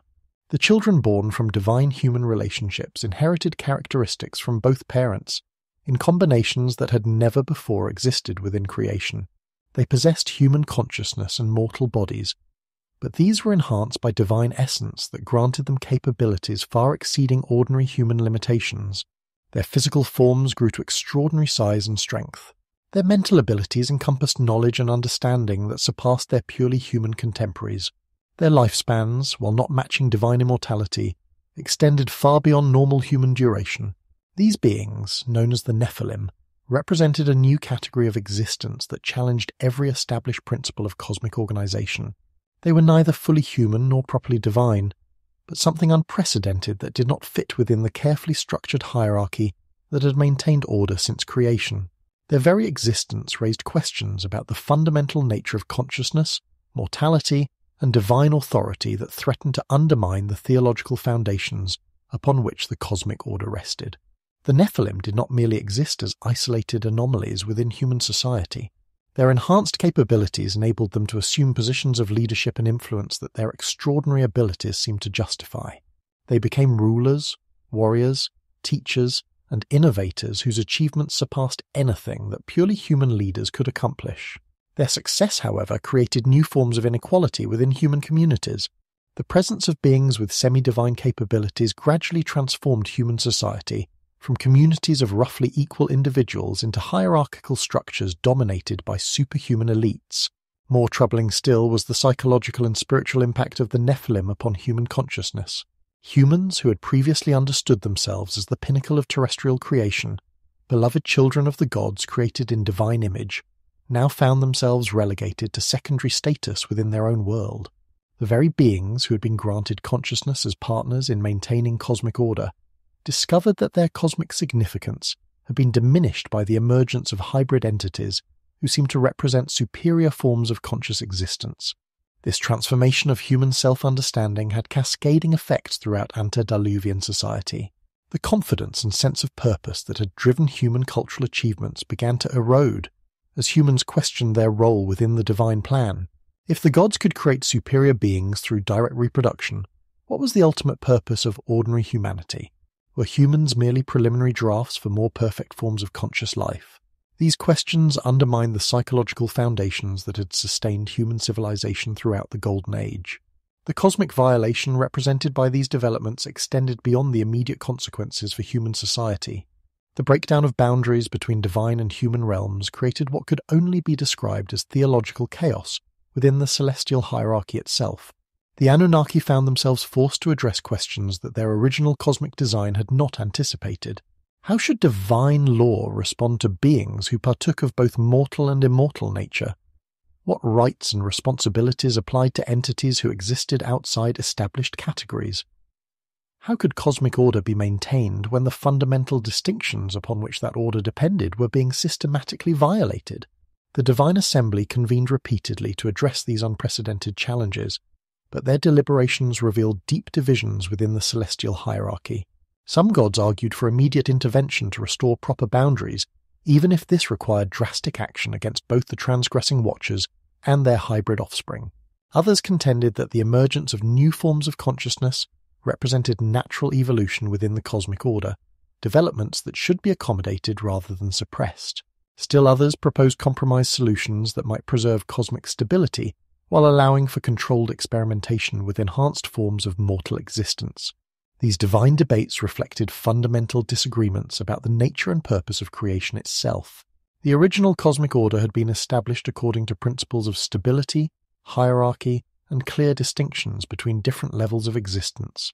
The emergence of hybrid beings challenged all these foundational concepts, suggesting that creation might be better understood as a dynamic process of development rather than a static structure to be preserved unchanged throughout eternity. The prolonged uncertainty within the Divine Assembly created a vacuum of authority that had never before existed within the cosmic order. Without clear divine guidance, both human societies and individual Watchers began making decisions based on their own judgment rather than established divine law. This decentralization of authority accelerated the breakdown of cosmic boundaries, as individual actors pursued their own interpretations of appropriate behavior without reference to higher authority. The situation grew increasingly unstable as more Watchers abandoned their observer roles to establish direct relationships with humans. Each new transgression made subsequent violations easier to justify, creating a cascade of boundary violations that threatened to completely dissolve the distinction between divine and human realms. The careful structure that had maintained cosmic order for millennia began to collapse under the weight of uncontrolled change and unprecedented challenges to fundamental principles. Human society, meanwhile, adapted to these changes in ways that further accelerated the breakdown of traditional boundaries. Cities began to develop around Nephilim leaders, creating new forms of urban organization based on semi-divine authority rather than the traditional partnership between human administrators and divine guidance. Religious practices evolved to accommodate worship of hybrid beings whose nature seemed to bridge the gap between mortal and immortal existence. Cultural innovations emerged from the interaction between human creativity and superhuman capabilities, producing achievements that transcended anything previously accomplished within either realm. Yet beneath the surface of these remarkable developments, deeper problems were beginning to manifest. The violation of cosmic boundaries was generating forces that could not be contained indefinitely within the existing structure of creation. The emergence of unprecedented forms of consciousness and capability was creating instabilities that threatened not merely human civilization, but the fundamental stability of the cosmic order itself. The stage was being set for a crisis that would test whether the universe created by the Anunnaki possessed sufficient resilience to survive the transformation of its most basic organizing principles. The antediluvian world, which had begun as a magnificent demonstration of harmonious collaboration between divine wisdom and human potential, was evolving into something that no one, neither human nor divine, had anticipated or prepared for. The very success of the original creative vision was generating consequences that would ultimately require divine intervention of the most drastic kind to preserve the possibility of continued cosmic existence. As the antediluvian world reached its zenith of cultural and technological achievement, the very success of divine human collaboration began to generate forces that would ultimately threaten the delicate cosmic order that had sustained this golden age. What had begun as a careful experiment in bridging realms through controlled interaction between divine and mortal consciousness was evolving into something far more complex and ultimately more dangerous than either the Anunnaki or their human subjects had anticipated. The most immediate and visible manifestation of this emerging crisis was the explosive growth of human population across the Earth. Where once scattered bands of hunter-gatherers had wandered the landscape in small groups barely capable of sustaining themselves, now vast communities sprawled across the fertile lands, their numbers multiplying with each generation in patterns that seemed to defy the natural limitations that had previously constrained human expansion. The agricultural techniques granted by divine teachers had proven so effective that food production could support populations undreamed of in earlier ages. Cities that had begun as modest settlements of a few hundred souls now housed tens of thousands of inhabitants. The countryside between these urban centres filled with farming communities, each generation clearing more land, digging more canals, and supporting larger families than their predecessors. The very fertility that the gods had blessed upon humanity, the ability to produce abundant crops, to domesticate increasing varieties of animals, to develop technologies that enhanced survival and comfort, had created demographic pressures that began to strain the carrying capacity of even the blessed land between the rivers. This population explosion brought with it consequences that no one had anticipated during the earlier, more intimate phases of divine-human interaction. The noise that arose from these expanding communities was not merely the pleasant sounds of human activity that had once delighted the gods, but a constant, overwhelming cacophony that disturbed the cosmic tranquility that divine beings required for their contemplation and rest. What had once been the occasional laughter of children, the songs of workers in the fields, and the ceremonies of grateful worship had become an unending din of countless voices, the hammering of innumerable craftsmen, the rumble of traffic along crowded streets, and the general tumult of urban life multiplied beyond all previous experience. The divine realm, which had been designed for eternal harmony and perfect peace, found itself constantly bombarded by the sensory overflow from the human world. Every prayer, every cry of distress, every celebration, every argument, every commercial transaction, every domestic dispute, all of it rose into the divine consciousness like an overwhelming flood of sensation that made concentration impossible and rest unattainable. The gods who had once found human activity charming and endearing now discovered that there could indeed be too much of a good thing. Even more troubling than the mere volume of human activity was the qualitative change in its character. The moral decay that began to manifest in human communities represented a fundamental departure from the ethical frameworks that had been established during the earlier period of direct divine guidance. Where once humans had lived in relative harmony with each other and with divine law, now increasingly complex social hierarchies and competitive pressures generated conflicts that escalated beyond anything previously witnessed. Violence, which had once been limited to occasional disputes between individuals or rare conflicts between communities, began to manifest on unprecedented scales. The same technological innovations that had enhanced human capability, metallurgy, engineering, organizational skills were increasingly turned toward destructive purposes. Weapons became more sophisticated and deadly. Military tactics evolved to encompass larger forces and more devastating campaigns. The semi-divine Nephilim, with their superior strength and capabilities, often became warlords who used their advantages to dominate and exploit purely human populations. The legal frameworks and ethical guidelines that had been revealed during the golden age of divine human cooperation were systematically abandoned or corrupted to serve the interests of powerful elites.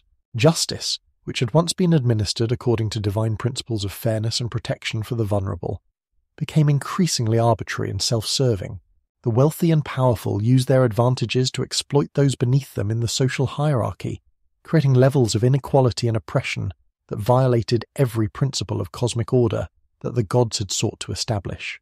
Religious observances, which had once been sincere expressions of gratitude and devotion, became increasingly mechanical and hypocritical.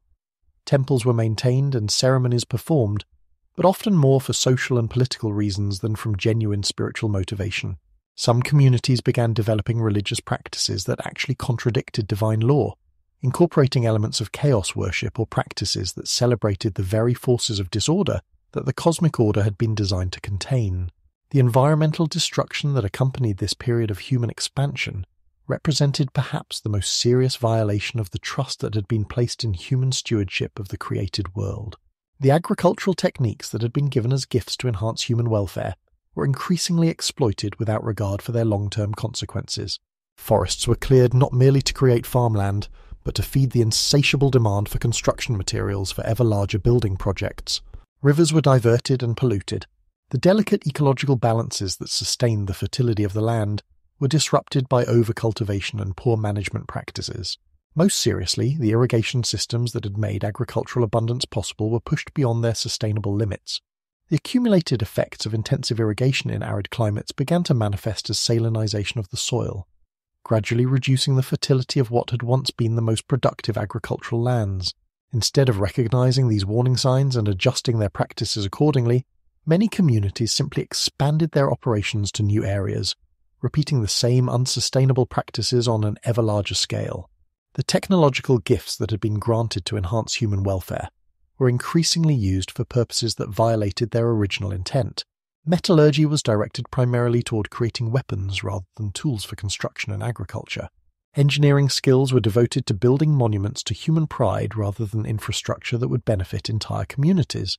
Mathematical and astronomical knowledge was used to support increasingly elaborate systems of social control rather than to enhance understanding of cosmic harmony. Perhaps most disturbing of all was the growing attitude of entitlement and ingratitude that began to characterize human relationships with their divine benefactors. Where previous generations had understood themselves as recipients of divine grace, who owed their very existence and prosperity to supernatural intervention, many humans now began to view their achievements as products of their own cleverness and hard work. The gods were increasingly seen not as benevolent teachers and protectors, but as distant figures whose relevance to daily life was questionable. Some communities began to develop religious and philosophical systems that explicitly rejected divine authority, arguing that humans had evolved beyond the need for supernatural guidance. These movements often promoted the idea that the achievements of human civilization demonstrated human equality, with or even superiority to divine beings. Such attitudes represented not merely ingratitude, but active rebellion against the cosmic order that had made human civilization possible in the first place. The corruption of human society was not merely a matter of individual moral failures, but represented a systemic breakdown of the relationships and institutions that had maintained cosmic balance during the Golden Age. The very success of divine instruction in elevating human capabilities had created conditions where humans felt empowered to challenge the authority structures that had made their elevation possible. The knowledge and technologies that had been granted as gifts were being used to justify independence from divine oversight. This growing corruption created ripple effects that extended far beyond human society itself.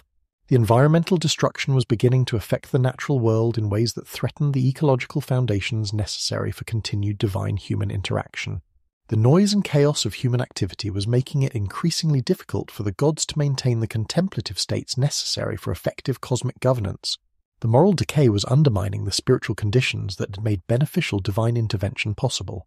Most significantly, the very existence of the Nephilim and the ongoing violations of cosmic boundaries were generating instabilities in the fundamental structure of reality itself. The carefully maintained separation between divine and human realms that was necessary for cosmic order was being systematically eroded by continued boundary crossings and the proliferation of hybrid beings whose nature challenged every established category of existence. The stage was thus set for a divine response that would test whether the cosmic order possessed sufficient resilience to survive the transformation of its most basic organizing principles, or whether the corruption that had emerged from the very success of the original divine-human partnership would require more drastic intervention to preserve the possibility of continued existence. In the celestial halls where cosmic decisions had been made since the beginning of time, an unprecedented crisis was unfolding that would test the very foundations of divine unity and cosmic governance. The Anunnaki, who had maintained harmonious consensus throughout the long ages of creation and the early development of human civilization, now found themselves divided by fundamental disagreements about how to respond to the mounting chaos in the human realm. The assembly that had once spoken with unified voice now echoed with heated debate, competing visions, and irreconcilable differences of opinion about the future of the cosmic experiment they had undertaken. At the centre of this divine controversy stood Enlil, the Lord of Wind and Storm, whose role as active executor of cosmic law had given him intimate awareness of every violation of divine order that was occurring in the human world. His position as the god responsible for maintaining cosmic balance made him acutely sensitive to the ways in which human corruption was undermining the fundamental structures upon which ordered existence depended. The noise that rose constantly from the human realm had become, for Enlil, not merely an irritating distraction, but a genuine threat to the contemplative states necessary for proper cosmic governance. Enlil's frustration had been building for generations as he witnessed the systematic deterioration of the harmonious relationships that had once characterized divine human interaction. Each new violation of cosmic law, each fresh outbreak of violence among humans, each instance of environmental destruction, each act of ingratitude or rebellion against divine authority, had added to his growing conviction that the experiment in human consciousness had fundamentally failed and now threatened the stability of the entire cosmic order. the god of order found himself in the unprecedented position of questioning decisions that had been made by divine consensus during the earlier, more optimistic phases of human development. The creation of conscious beings had seemed like a magnificent achievement when humans served faithfully as partners in maintaining cosmic order. But now, with the proliferation of the Nephilim, the breakdown of moral standards, and the emergence of active rebellion against divine authority, Enlil was forced to confront the possibility that consciousness itself might be inherently incompatible with cosmic stability. Standing in direct opposition to Enlil's increasingly harsh assessment was Enki, the wise god whose compassionate nature and deep understanding of human psychology made him the natural advocate for continued divine patience and intervention. Where Enlil saw irredeemable corruption that threatened cosmic order, Enki perceived a troubled adolescence in the development of human consciousness that could potentially be guided toward maturity through appropriate divine intervention and education. Enki's position was informed by his intimate knowledge of human nature and his direct involvement in the most positive aspects of human development. He had personally witnessed the creativity, courage, loyalty, and spiritual sensitivity that humans could demonstrate when properly guided and supported. He understood that the current corruption represented not an inevitable outcome of human consciousness, but rather the result of specific circumstances and influences that could potentially be addressed through more sophisticated approaches to divine human interaction. The wise god argued passionately that the solution to human corruption lay not in abandoning the human experiment, but in refining the approaches that had been used to guide human development. He proposed that the problems currently manifesting in human society stemmed largely from the withdrawal of direct divine guidance that had occurred as the gods had become increasingly confident in human capabilities. Without constant divine oversight, humans had naturally begun to make mistakes and develop in directions that violated cosmic order. Enki's compassionate nature was reinforced by his awareness of the genuine achievements that human civilization had accomplished under divine guidance. The cities, technologies, artistic expressions, and social institutions that humans had developed represented real advances in the organization of conscious existence. To destroy all of this accumulated achievement because of current problems seemed to Enki like a catastrophic waste of creative potential that had required millennia to develop. The debate between these two powerful gods gradually drew in other members of the divine assembly, each contributing perspectives informed by their particular roles and responsibilities within the cosmic order. Anu, the Skyfather, maintained his characteristic reserve, listening carefully to all arguments while avoiding premature commitment to any particular course of action. His position as ultimate cosmic authority made him acutely aware that any decision reached would have consequences extending far beyond the immediate human situation. Ninhursag, the mother goddess whose creative powers had been intimately involved in the original formation of human consciousness, found herself torn between competing loyalties and concerns. Her maternal instincts inclined her toward protecting the beings she had helped to create, yet her awareness of cosmic responsibility made her sensitive to Enlil's arguments about the threats that human corruption posed to universal order. Other gods contributed specialized perspectives based on their particular domains and experiences. Those who had maintained closer relationships with human communities tended to support Enki's arguments for continued patience and intervention. Gods whose responsibilities had been more severely disrupted by human activities found themselves more sympathetic to Enlil's calls for decisive action to restore cosmic order. The divine deliberations revealed fundamental philosophical differences about the nature of consciousness, the purpose of creation, and the acceptable levels of risk that could be tolerated in cosmic experimentation. Some gods argued that consciousness inherently involved the possibility of choice, and choice necessarily included the potential for wrong decisions. From this perspective, human corruption was not a failure of the divine plan, but rather an inevitable phase in the development of genuine free will. Others contended that consciousness was valuable only insofar as it contributed to cosmic order and harmony. If conscious beings consistently chose paths that undermined universal stability, then consciousness itself became a threat that required elimination for the sake of preserving the greater cosmic good. This position held that individual rights and freedoms were subordinate to collective cosmic welfare. The debate extended beyond immediate practical questions to encompass fundamental theological issues about the nature of divine authority and responsibility. If the gods had created conscious beings, did this create ongoing obligations to protect and nurture these creations even when they became troublesome? Or did divine authority include the right to terminate experiments that threatened cosmic stability, regardless of the consequences for the individual beings involved? These discussions were further complicated by practical considerations about the feasibility of various potential responses to the crisis. Some gods argued for graduated interventions, selective punishments, modified guidance systems, or partial reforms that might address the worst problems without requiring total destruction of human civilization. Others maintained that the corruption had become so systemic that partial measures would be ineffective and might actually make the situation worse by prolonging the instability. The presence of the Nephilim added another layer of complexity to the divine deliberations. These hybrid beings represented a category that had not been anticipated in the original cosmic order, and their continued existence posed ongoing challenges to fundamental principles of divine organization. Some gods argued that the Nephilim problem could be addressed separately from questions about purely human populations. Others maintained that the boundary violations that had created the Nephilim were symptomatic of larger problems that could only be resolved through comprehensive action. As the debates continued, it became increasingly clear that the Divine Assembly was moving toward a consensus that some form of dramatic intervention was necessary to preserve cosmic order. The disagreements centered not on whether action was needed, but on what form that action should take and how extensive it should be. The optimistic phase of divine-human cooperation had clearly ended, and the question now was how to manage the transition to whatever would come next. The growing support for Enlil's position reflected not merely frustration with human behavior, but genuine concern about the cosmic implications of allowing current trends to continue. The breakdown of boundaries between divine and human realms, the proliferation of hybrid beings, the environmental destruction, and the active rebellion against divine authority were all generating instabilities that threatened the fundamental structures upon which cosmic order depended. Enki's passionate defense of humanity, while emotionally compelling, was gradually overwhelmed by the accumulating evidence that the current situation was untenable and that partial measures had little chance of success. Even gods who were naturally inclined toward compassion and patience found themselves forced to acknowledge that the cosmic risks of continued inaction outweighed the moral obligations to preserve human civilization in its current form.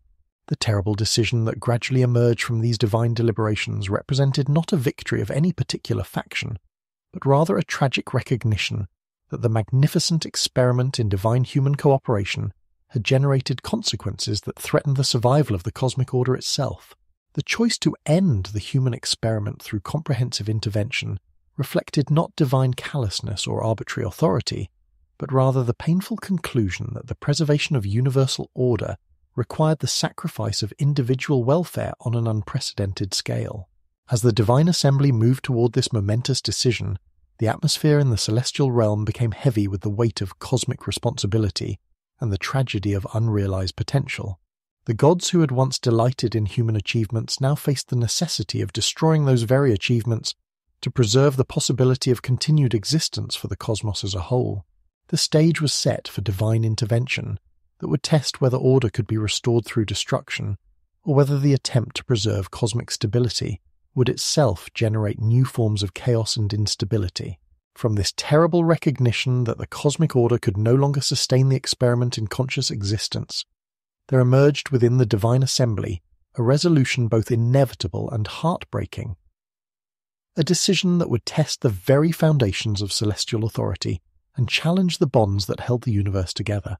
The weight of cosmic responsibility had never felt heavier upon immortal shoulders than in those moments when Enlil, the executor of divine will, rose from his throne to speak the words that would seal humanity's fate. Enlil's decree, when it finally came, carried with it the accumulated authority of millennia, spent maintaining the delicate balance between order and chaos. His voice, which had once breathed life into the winds that blessed human crops and filled the sails of merchant vessels, now carried the inexorable finality of cosmic judgment. The decision to destroy humanity was not born from caprice or sudden anger, but from the painful understanding that the experiment in consciousness had generated forces that threatened the stability of creation itself. "The noise has become unbearable," Enlil declared, his words resonating through the celestial halls with the force of natural law. "The earth groans beneath the weight of their numbers, and their corruption spreads like poison through the cosmic order. The boundaries we established to maintain harmony between realms have been violated beyond repair. The Nephilim walk among them as living proof that the distinction between divine and mortal has been lost. Cities burn with violence, fields lie barren through neglect, and the very air is thick with the cries of those who have forgotten their place in the cosmic order." The god of storms spoke not from hatred but from the deep sorrow of a gardener who must uproot a beloved plant that has grown diseased and threatens to contaminate the entire garden. Each word fell like a stone into still water, creating ripples that spread throughout the divine assembly, reaching into every corner of celestial consciousness with the weight of irrevocable decision. The younger gods, who had never witnessed such a fundamental revision of cosmic policy, listened with growing comprehension that they were present at a moment that would reshape the very nature of existence. Yet even as Enlil pronounced this terrible judgment, the mechanisms of divine governance required more than imperial decree. The cosmic order operated according to principles of law and justice that constrained even the most powerful deities, ensuring that decisions of such magnitude received proper consideration and unanimous consent. The destruction of an entire species of conscious beings, the undoing of one of creation's most ambitious achievements, demanded not merely the approval of the divine assembly, but their active participation in implementing a plan whose implications would reverberate through eternity.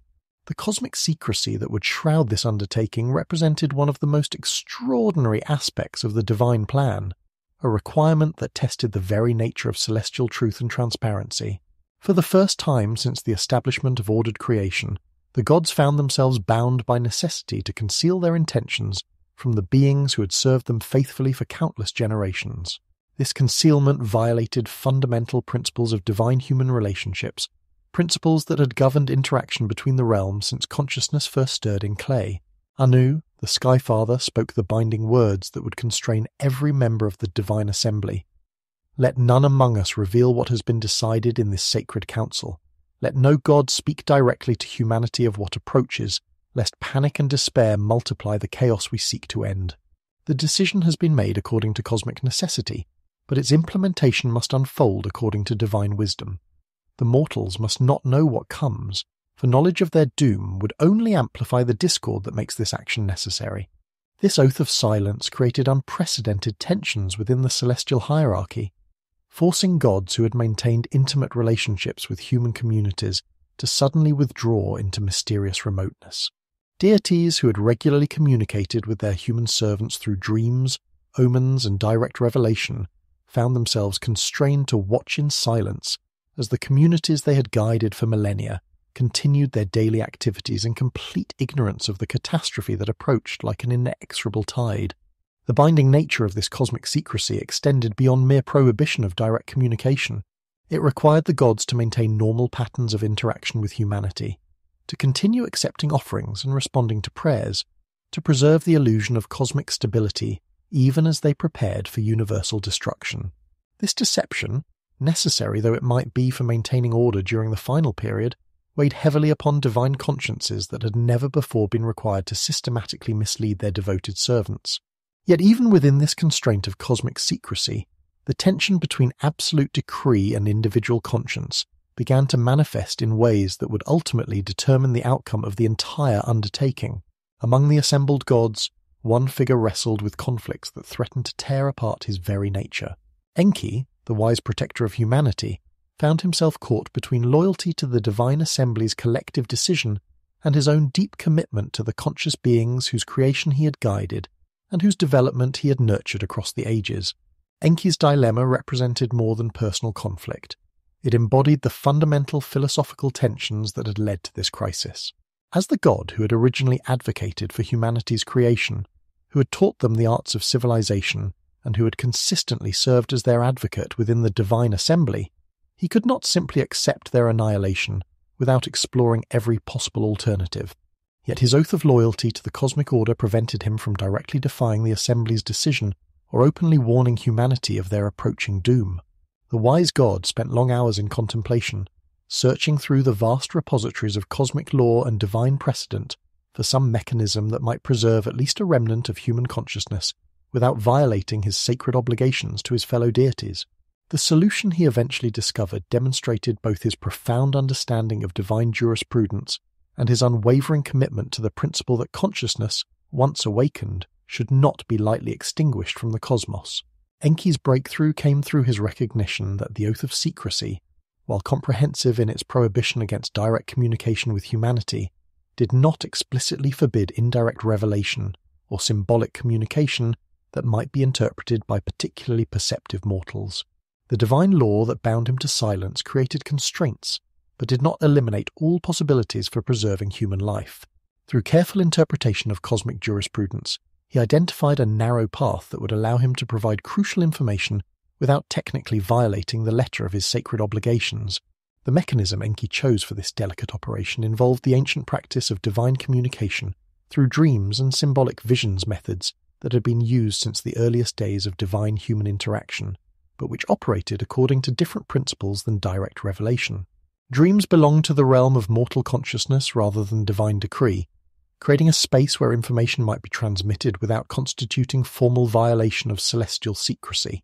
If a mortal happened to receive prophetic dreams that helped him prepare for coming disasters, this could be interpreted as the natural operation of cosmic forces rather than deliberate divine intervention. The selection of an appropriate recipient for this crucial communication required careful consideration of multiple factors. The chosen individual would need to possess sufficient wisdom and spiritual sensitivity to understand symbolic messages, adequate practical skills to implement complex construction projects, enough social standing to command necessary resources, and, perhaps most importantly, the kind of moral character that would make him worthy of preservation beyond the coming catastrophe. The survival of human consciousness depended upon choosing someone who could serve as a bridge between the old world and whatever new order might emerge from the cosmic cleansing. Enki's choice fell upon a man known by various names in different traditions, Utnapishtim in some accounts, Atrahasis in others, but recognized by all who knew him as a person of exceptional wisdom, devotion, and practical capability. This individual had distinguished himself through years of faithful service to the gods, careful observation of cosmic law, and consistent demonstration of the highest human virtues. He managed his household with justice, treated his servants with kindness, conducted his business affairs with honesty, and maintained his religious obligations with scrupulous attention to proper ritual and spiritual devotion. More importantly for Enki's purposes, this chosen individual possessed the kind of consciousness that remained open to divine communication even in an age when such sensitivity had become increasingly rare. While many humans had grown so absorbed in material concerns that they no longer paid attention to the subtle messages that flowed constantly between the divine and mortal realms, Utnapishtim maintained the kind of spiritual awareness that could perceive meaning in dreams, significance in unusual natural phenomena, and divine guidance in the patterns of daily experience. The man's technical skills also made him particularly suitable for the extraordinary task that awaited him. He had demonstrated expertise in construction projects, understood the principles of engineering and architecture, possessed knowledge of materials and their properties, and commanded the respect of craftsmen and labourers, whose cooperation would be essential for the success of the preservation project. His practical competence, combined with his spiritual sensitivity and moral character, created the ideal combination of qualities needed for someone who would bear responsibility for preserving life itself through the coming catastrophe. As Enki prepared to initiate contact with his chosen recipient, he understood that he was embarking upon a course of action that would test every aspect of his divine wisdom and creative ingenuity. The communication would need to be clear enough to provide necessary information while remaining sufficiently indirect to avoid violating cosmic secrecy. The instructions would need to be comprehensive enough to ensure success while being delivered through the necessarily limited medium of dream symbolism. Most challenging of all, the entire operation would need to unfold in ways that appeared to be the natural result of human wisdom and divine providence, rather than deliberate circumvention of the Assembly's decree. The cosmic implications of this undertaking extended far beyond the immediate goal of preserving human life. Enki's decision to work within rather than against the constraints of divine law established precedents for how individual deities might respond to collective decisions with which they fundamentally disagreed. His approach demonstrated that loyalty to cosmic order did not require abandoning personal conscience, but rather demanded the creative application of wisdom to find solutions that honored both collective authority and individual responsibility. As the wise god prepared to breach the boundaries between divine intention and human awareness through the careful medium of prophetic dreams, he carried with him the weight of cosmic responsibility and the hope that consciousness, once nearly extinguished, might yet find a way to preserve itself for future generations. The success of his carefully crafted plan would determine not merely whether humanity survived the coming deluge, but whether the universe itself retained the capacity for mercy within the stern requirements of justice. The moment approached when divine wisdom would test itself against cosmic necessity, when the bonds of friendship between a god and the mortals he protected would prove stronger than the decree of universal destruction, and when the future of consciousness itself would depend upon the delicate art of communicating absolute truth through the shifting symbolism of dreams.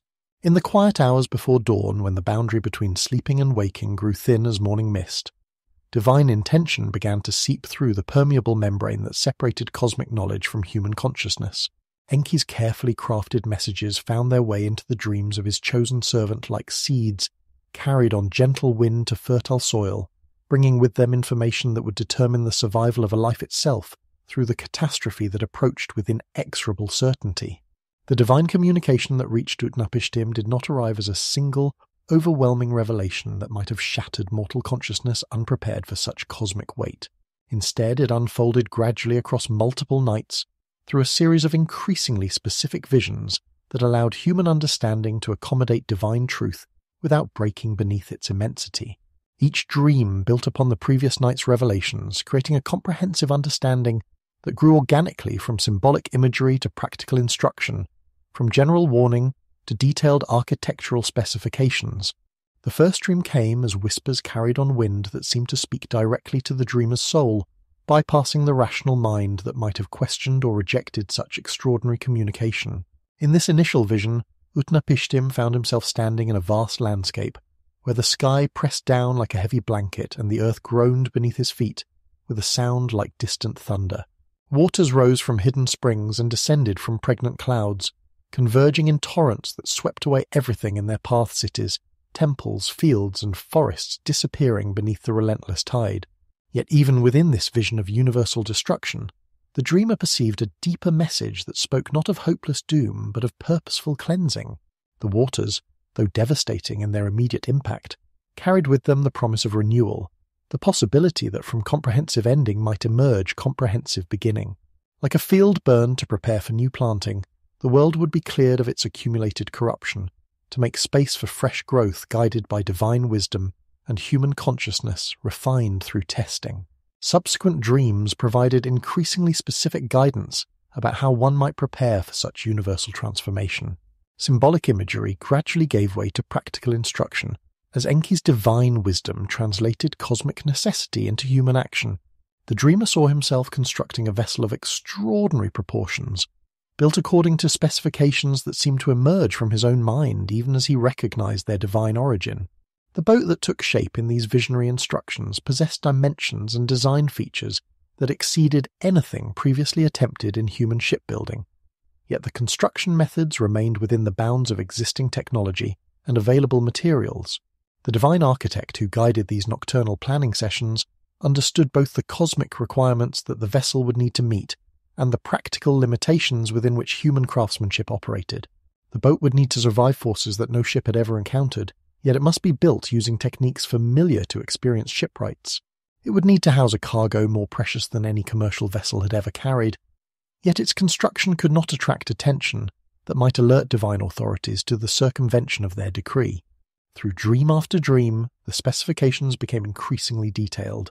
The vessel would measure 300 cubits in length, 50 cubits in width, and 30 cubits in height dimensions that would create a floating structure larger than any building in most human settlements, yet small enough to be completed by a dedicated workforce within the time available before the catastrophe arrived. The hull would be constructed from strong water-resistant timber, treated with pitch and bitumen to ensure absolute watertightness under conditions of unprecedented stress. Multiple decks would provide separate compartments for different types of cargo, while careful ventilation systems would maintain air circulation throughout the enclosed spaces.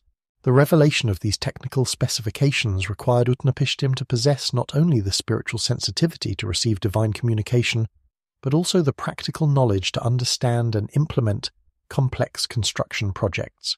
The success of the preservation plan depended upon the chosen individual's ability to translate visionary guidance into physical reality, to organize resources and labor, and to maintain the secrecy necessary to avoid premature discovery of the project's true purpose.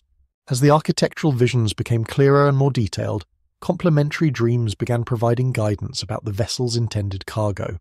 These revelations presented perhaps the most extraordinary aspect of the entire preservation project: the systematic collection and protection of representatives from every form of life that inhabited the Earth. The scope of this undertaking exceeded anything previously attempted in human history, requiring not merely the gathering of animals but their care and feeding throughout an extended period of confinement. The divine instructions that guided this biological preservation effort demonstrated sophisticated understanding of ecological relationships and animal husbandry that far exceeded contemporary human knowledge.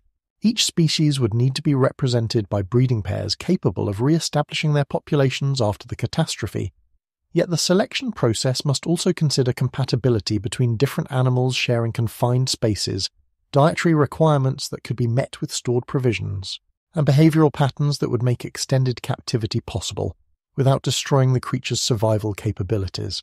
Enki's wisdom, transmitted through the medium of prophetic dreams, provided specific guidance about which animals to prioritize, how to approach and capture creatures that normally avoided human contact, and what provisions would be necessary to sustain such a diverse menagerie throughout the unknown duration of their confinement. Some animals would need to be sedated during capture and transport. Others would require special environmental conditions to maintain their health, and still others would need careful separation to prevent predation within the Ark's confined spaces. The gathering of seeds presented challenges of different but equal complexity. Every plant species that contributed to human sustenance or ecological balance would need to be represented in the Ark's cargo through viable seeds capable of germinating after the flood receded. This requirement demanded not only extensive botanical knowledge, but also sophisticated understanding of seed storage techniques that could preserve viability under conditions of extended moisture and temperature variation. The dream instructions provided detailed guidance about seed collection, processing, and storage that reflected divine knowledge of plant biology far exceeding human understanding. Different species required different preservation methods. Some seeds needed to be dried thoroughly before storage, others required specific moisture levels to remain viable, and still others needed special treatment to break natural dormancy cycles. The storage containers themselves must be designed to protect against moisture, insects, and temperature extremes, while remaining light enough to be practical cargo for a vessel that would already be carrying unprecedented weight. Beyond the technical challenges of construction and cargo collection, Utnapishtim faced the delicate social challenge of organizing the necessary labor without revealing the project's true purpose. The construction of such a massive vessel would require the coordinated efforts of skilled craftsmen, manual laborers, and specialists in various trades. Yet the cosmic secrecy that surrounded the project made honest explanation impossible. The success of the entire undertaking depended upon the chosen individual's ability to motivate and coordinate extensive human resources while maintaining carefully crafted deceptions about the vessel's intended purpose. The solution that emerged from the divine guidance involved presenting the construction project as preparation for an extended trading voyage to distant lands. This explanation provided plausible justification for the vessel's unprecedented size, the unusual provisions being assembled, and the urgency with which the work proceeded. Experienced craftsmen could understand the technical challenges involved in such an ambitious commercial venture without questioning the deeper motivations that drove their employers' extraordinary commitment to the project. The recruitment of workers proceeded according to carefully planned stages designed to minimize suspicion while maximizing efficiency.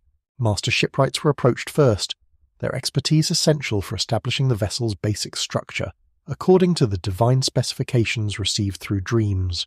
These skilled artisans brought with them teams of experienced carpenters, caulkers, and riggers, whose specialized knowledge would be crucial for creating a seaworthy vessel capable of surviving unprecedented conditions. As construction progressed, additional workers were added to handle specific aspects of the project. Metal workers created custom fittings and reinforcements for areas that would experience exceptional stress. Weavers produced the enormous quantities of rope and canvas that would be needed for both construction and operation. Provision merchants gathered the vast stores of food and water necessary to sustain not only the human crew, but also the diverse menagerie that would accompany them on their voyage. The final preparations involved the most challenging aspect of the entire project: the actual collection and loading of the biological cargo that would ensure life's continuation beyond the coming catastrophe. This phase required not only the practical skills needed to capture and transport hundreds of different animal species, but also the timing precision necessary to complete the loading process just before the flood began, ensuring that the creatures would not suffer from extended confinement while minimizing the risk of premature discovery.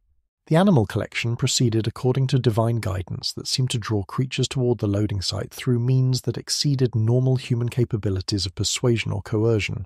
Wild animals that would normally flee from human approach instead appeared at the appointed times and places, as if responding to summons that operated through channels deeper than conscious awareness. Predators and prey mingled peacefully during the loading process, their natural hostilities temporarily suspended by the same divine influence that had guided their gathering. As the final day approached and the last of the biological cargo found their places within the Ark's carefully organized compartments, Utnapishtim completed the preparations that would preserve not merely animal and plant life, but also human consciousness itself through the cosmic cleansing that was about to reshape the fundamental conditions of existence. The great vessel, loaded with its precious cargo of life's infinite diversity, rested ready for the waters that would soon test whether divine wisdom and human craftsmanship could indeed preserve creation's achievements through destruction's necessary work. The man chosen by divine wisdom to serve as the guardian of life's continuity stood on the threshold of an experience that would transform him from ordinary mortal into a figure of cosmic significance, a bridge between the old world that was about to end and the new world that would emerge from the waters of renewal. Behind him lay the familiar landscape of the antediluvian age, with its cities and fields, its achievements and corruptions, its glories and failures. Before him stretched the unknown future that would be shaped by the seeds of life he carried in his carefully constructed ark. The divine plan had reached its moment of ultimate testing, when the theoretical would become actual, when the possible would become real, and when the survival of consciousness itself would depend upon the soundness of divine wisdom translated into human action through the medium of prophetic dreams and faithful implementation. The moment of cosmic reckoning arrived not with fanfare or warning, but with the terrible silence that precedes all great transformations. Across the divine assembly the irrevocable decision had been made, the cosmic machinery set in motion, and now the universe itself prepared to unleash forces that had been held in check since the very foundations of creation were established. What began as whispers of divine displeasure would crescendo into a symphony of destruction that would sweep away the accumulated achievements of millennia, leaving only the carefully preserved remnants aboard Utnapishtim's ark to witness the remaking of the world. The cosmic unleashing began in the pre-dawn darkness, when the boundaries between heaven and earth, so carefully maintained since Marduk's victory over primordial chaos, began to dissolve under divine command. The crystalline vault of the sky, that magnificent dome which had separated the ordered cosmos from the chaotic waters above, developed hairline fractures that spread like spider webs across the celestial sphere. These were not mere physical breaks in some material barrier, but fundamental ruptures in the very structure of reality itself, the careful architecture of creation giving way under the weight of divine judgment. From these growing fissures came the first drops of what the tablets would describe as the water of heaven, not ordinary rain, but the primordial essence that had been locked away since the beginning of time. This was the same chaotic water from which Tiamat herself had been formed, now released from its cosmic prison to reclaim the ordered world that had been carved from her body. Each drop carried within it the potential to dissolve the boundaries between existence and non-existence, between form and formlessness, between the known and the unknowable. Simultaneously, far beneath the surface of the earth, the great springs of the abyss began to stir. These were the sources of all fresh water, the cosmic aquifer that Enki governed from his subterranean palace, now commanded against his protective nature to contribute to the universal catastrophe. The sweet waters that had nourished crops and sustained cities began to boil upward with unprecedented force, as if the earth itself were being turned inside out. Ancient wells that had provided for generations suddenly became fountains of destruction, while new chasms opened to disgorge torrents that swept away everything in their path. The convergence of these two vast streams of water, the chaotic deluge from above, and the foundational floods from below, created a catastrophe beyond human comprehension. This was not merely weather taken to an extreme, but the systematic undoing of the cosmic order that had made terrestrial existence possible. The careful balance between opposing forces, maintained through divine wisdom since the defeat of chaos, was being deliberately abandoned in favor of a return to primordial unity through universal dissolution. The universal destruction that followed exceeded even the gods' most dire predictions. Cities that had stood for 1,000 years vanished beneath the rising waters in a matter of hours. The great ziggurats, those artificial mountains that had proclaimed humanity's partnership with the divine, disappeared beneath the flood as if they had never existed. Temples that had housed sacred rituals for centuries were swept away like toys, their precious artifacts scattered across the landscape or buried beneath layers of silt that would preserve them for archaeologists to discover millennia later. The speed with which familiar landmarks disappeared created a sense of unreality that the surviving texts struggled to convey.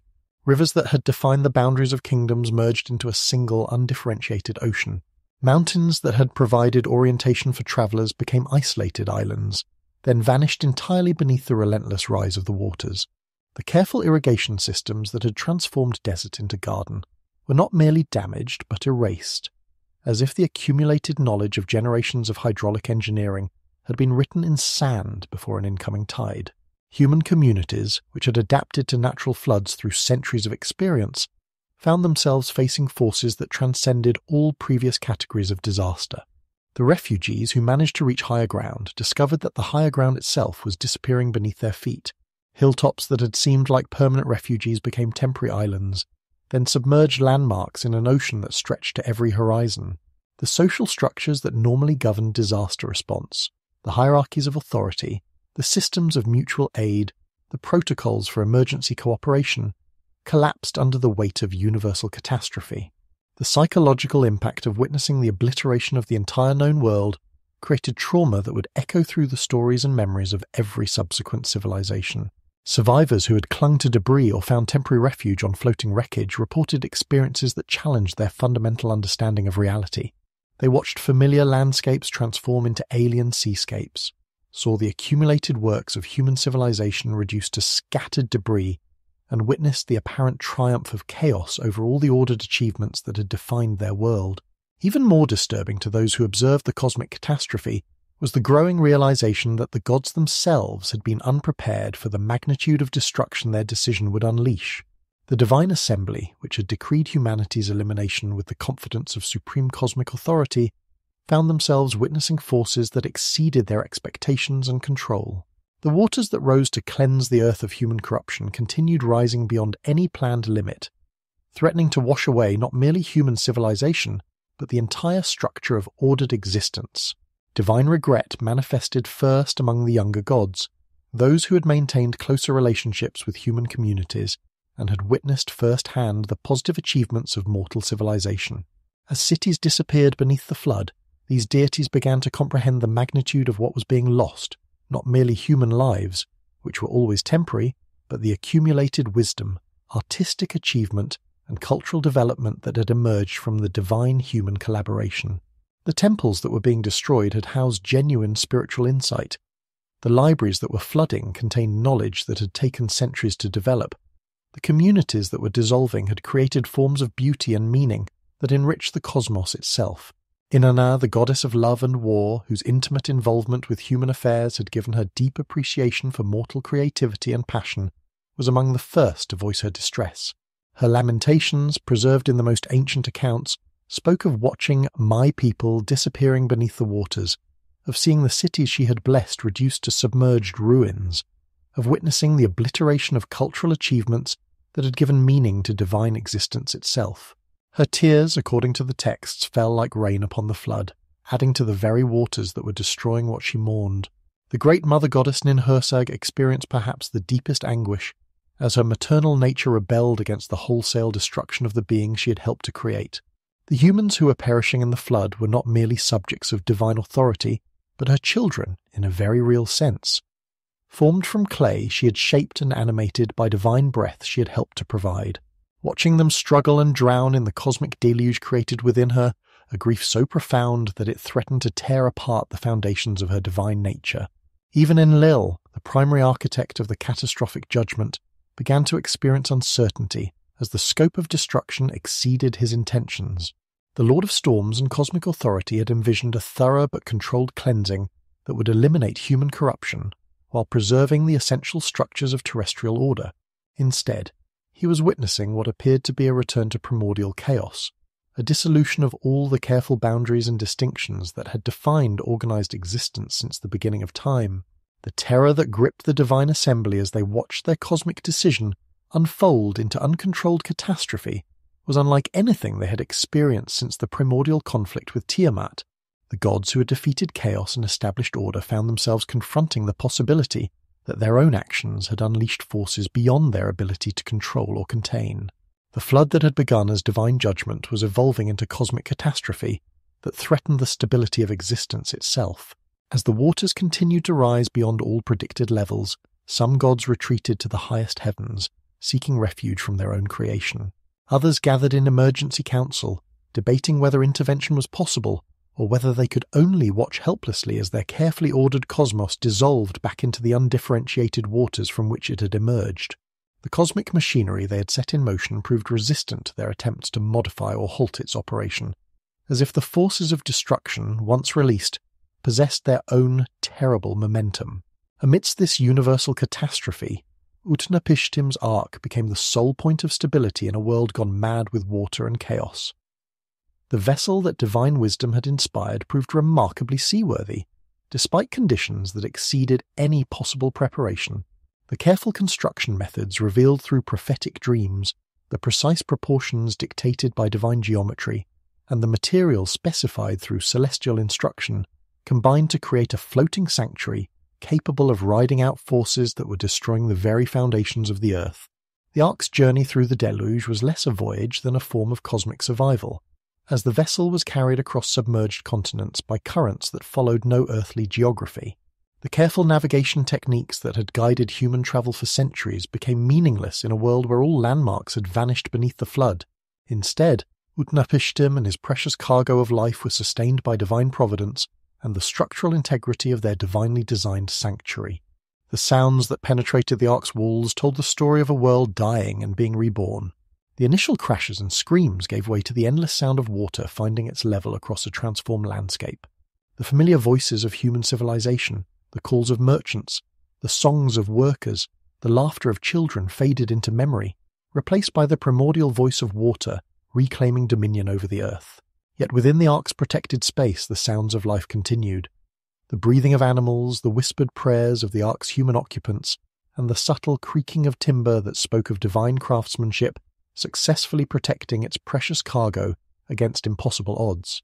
As days turned to weeks and weeks to months, the ark became a floating microcosm of all terrestrial life, a concentrated essence of creation itself riding upon the waters of destruction.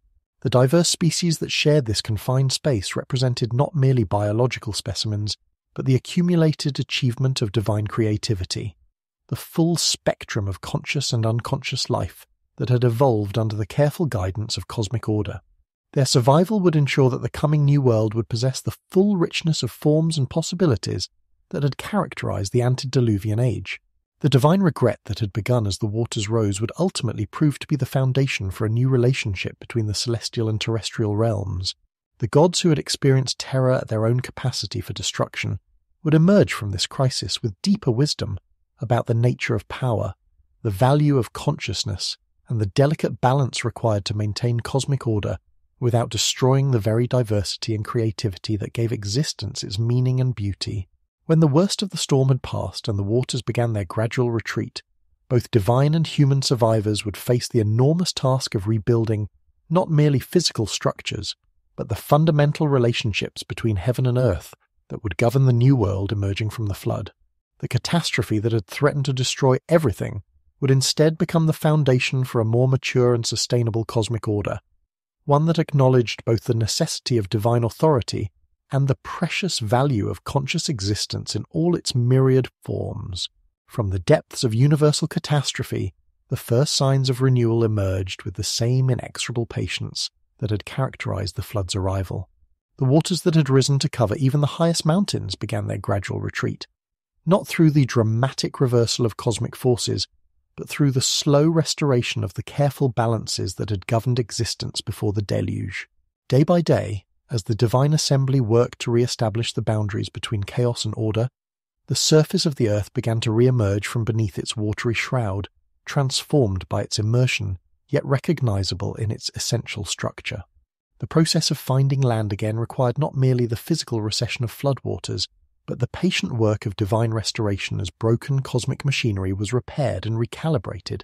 The great springs of the abyss that had contributed to the catastrophe were gradually sealed, their tremendous outflow reduced to the measured pace that would sustain the new world without threatening its stability. The crystalline vault of heaven, fractured during the cosmic unleashing, was carefully restored, its tiers sealed with divine wisdom that would prevent future catastrophic failures, while maintaining the necessary permeability for natural weather cycles. Utnapishtim, confined within his ark for months that had felt like centuries, experienced the returning stability of the world through subtle changes in the vessel's movement. The violent pitching and rolling that had characterized the height of the flood gave way to gentler motion, then to periods of stillness that suggested the proximity of solid ground. When he finally ventured to open one of the carefully sealed windows, the sight that greeted him was both familiar and utterly transformed, a world recognizable in its basic geography, yet scoured clean of every trace of antediluvian civilization. The first tentative explorations from the Ark revealed a landscape that bore witness to the magnitude of the catastrophe it had survived. Where once fertile valleys had supported thriving cities, now stretched expanses of fresh silt that would, in time, prove even more fertile than the original soil. Ancient riverbeds had been carved anew by the retreating waters, creating channels that followed courses both familiar and strange. The careful irrigation systems that had sustained agricultural abundance for millennia had been completely erased, yet the natural fertility revealed by the flood's aftermath promised even greater abundance for those with the knowledge and determination to develop it. The emergence of land from the receding waters carried profound symbolic significance that was not lost on the Ark's survivors. This was not merely the restoration of a previously existing world, but the birth of a genuinely new creation that incorporated both the lessons of the antediluvian age and the transformative power of divine judgment. The earth that emerged from beneath the flood bore the scars of catastrophe, but also the promise of renewal, its surface cleaned of accumulated corruption, yet retaining the fundamental fertility that would support whatever new civilization might develop upon it. As Utnapishtim finally guided his ark to rest upon the peak of Mount Nisir, the first priority was not celebration, but the careful discharge of his sacred responsibility to the continuation of life itself. The diverse cargo of animals and plants that had shared the Ark's protection during the months of catastrophe needed to be released into an environment that could sustain them, yet the process required careful timing and divine guidance to ensure their successful adaptation to the transformed world. The ritual of disembarkation proceeded according to protocols that seemed to arise spontaneously from the magnitude of the moment. Each species was released in its proper order, from the smallest creatures that could quickly establish themselves in the new environment, to the larger animals that would require more extensive territories and resources. The seeds that had been preserved with such care were distributed across the fertile silt, with prayers that their germination would restore the botanical diversity that had characterized the antediluvian world. Yet before any celebration of survival or thanksgiving for deliverance could be considered appropriate, Utnapishtim understood that his first obligation was to the divine beings whose mercy and wisdom had made survival possible. The sacrifice and reconciliation that would restore proper relationships between heaven and earth required offerings that would demonstrate not merely gratitude but genuine understanding of the cosmic forces that had been unleashed and the divine suffering that the catastrophe had caused among the gods themselves. The altar that Utnapishtim constructed from stones gathered near the Ark's resting place was modest in scale but profound in significance. Unlike the elaborate temple complexes that had characterized antediluvian worship, this simple structure spoke to the essential nature of the relationship between mortal consciousness and divine authority.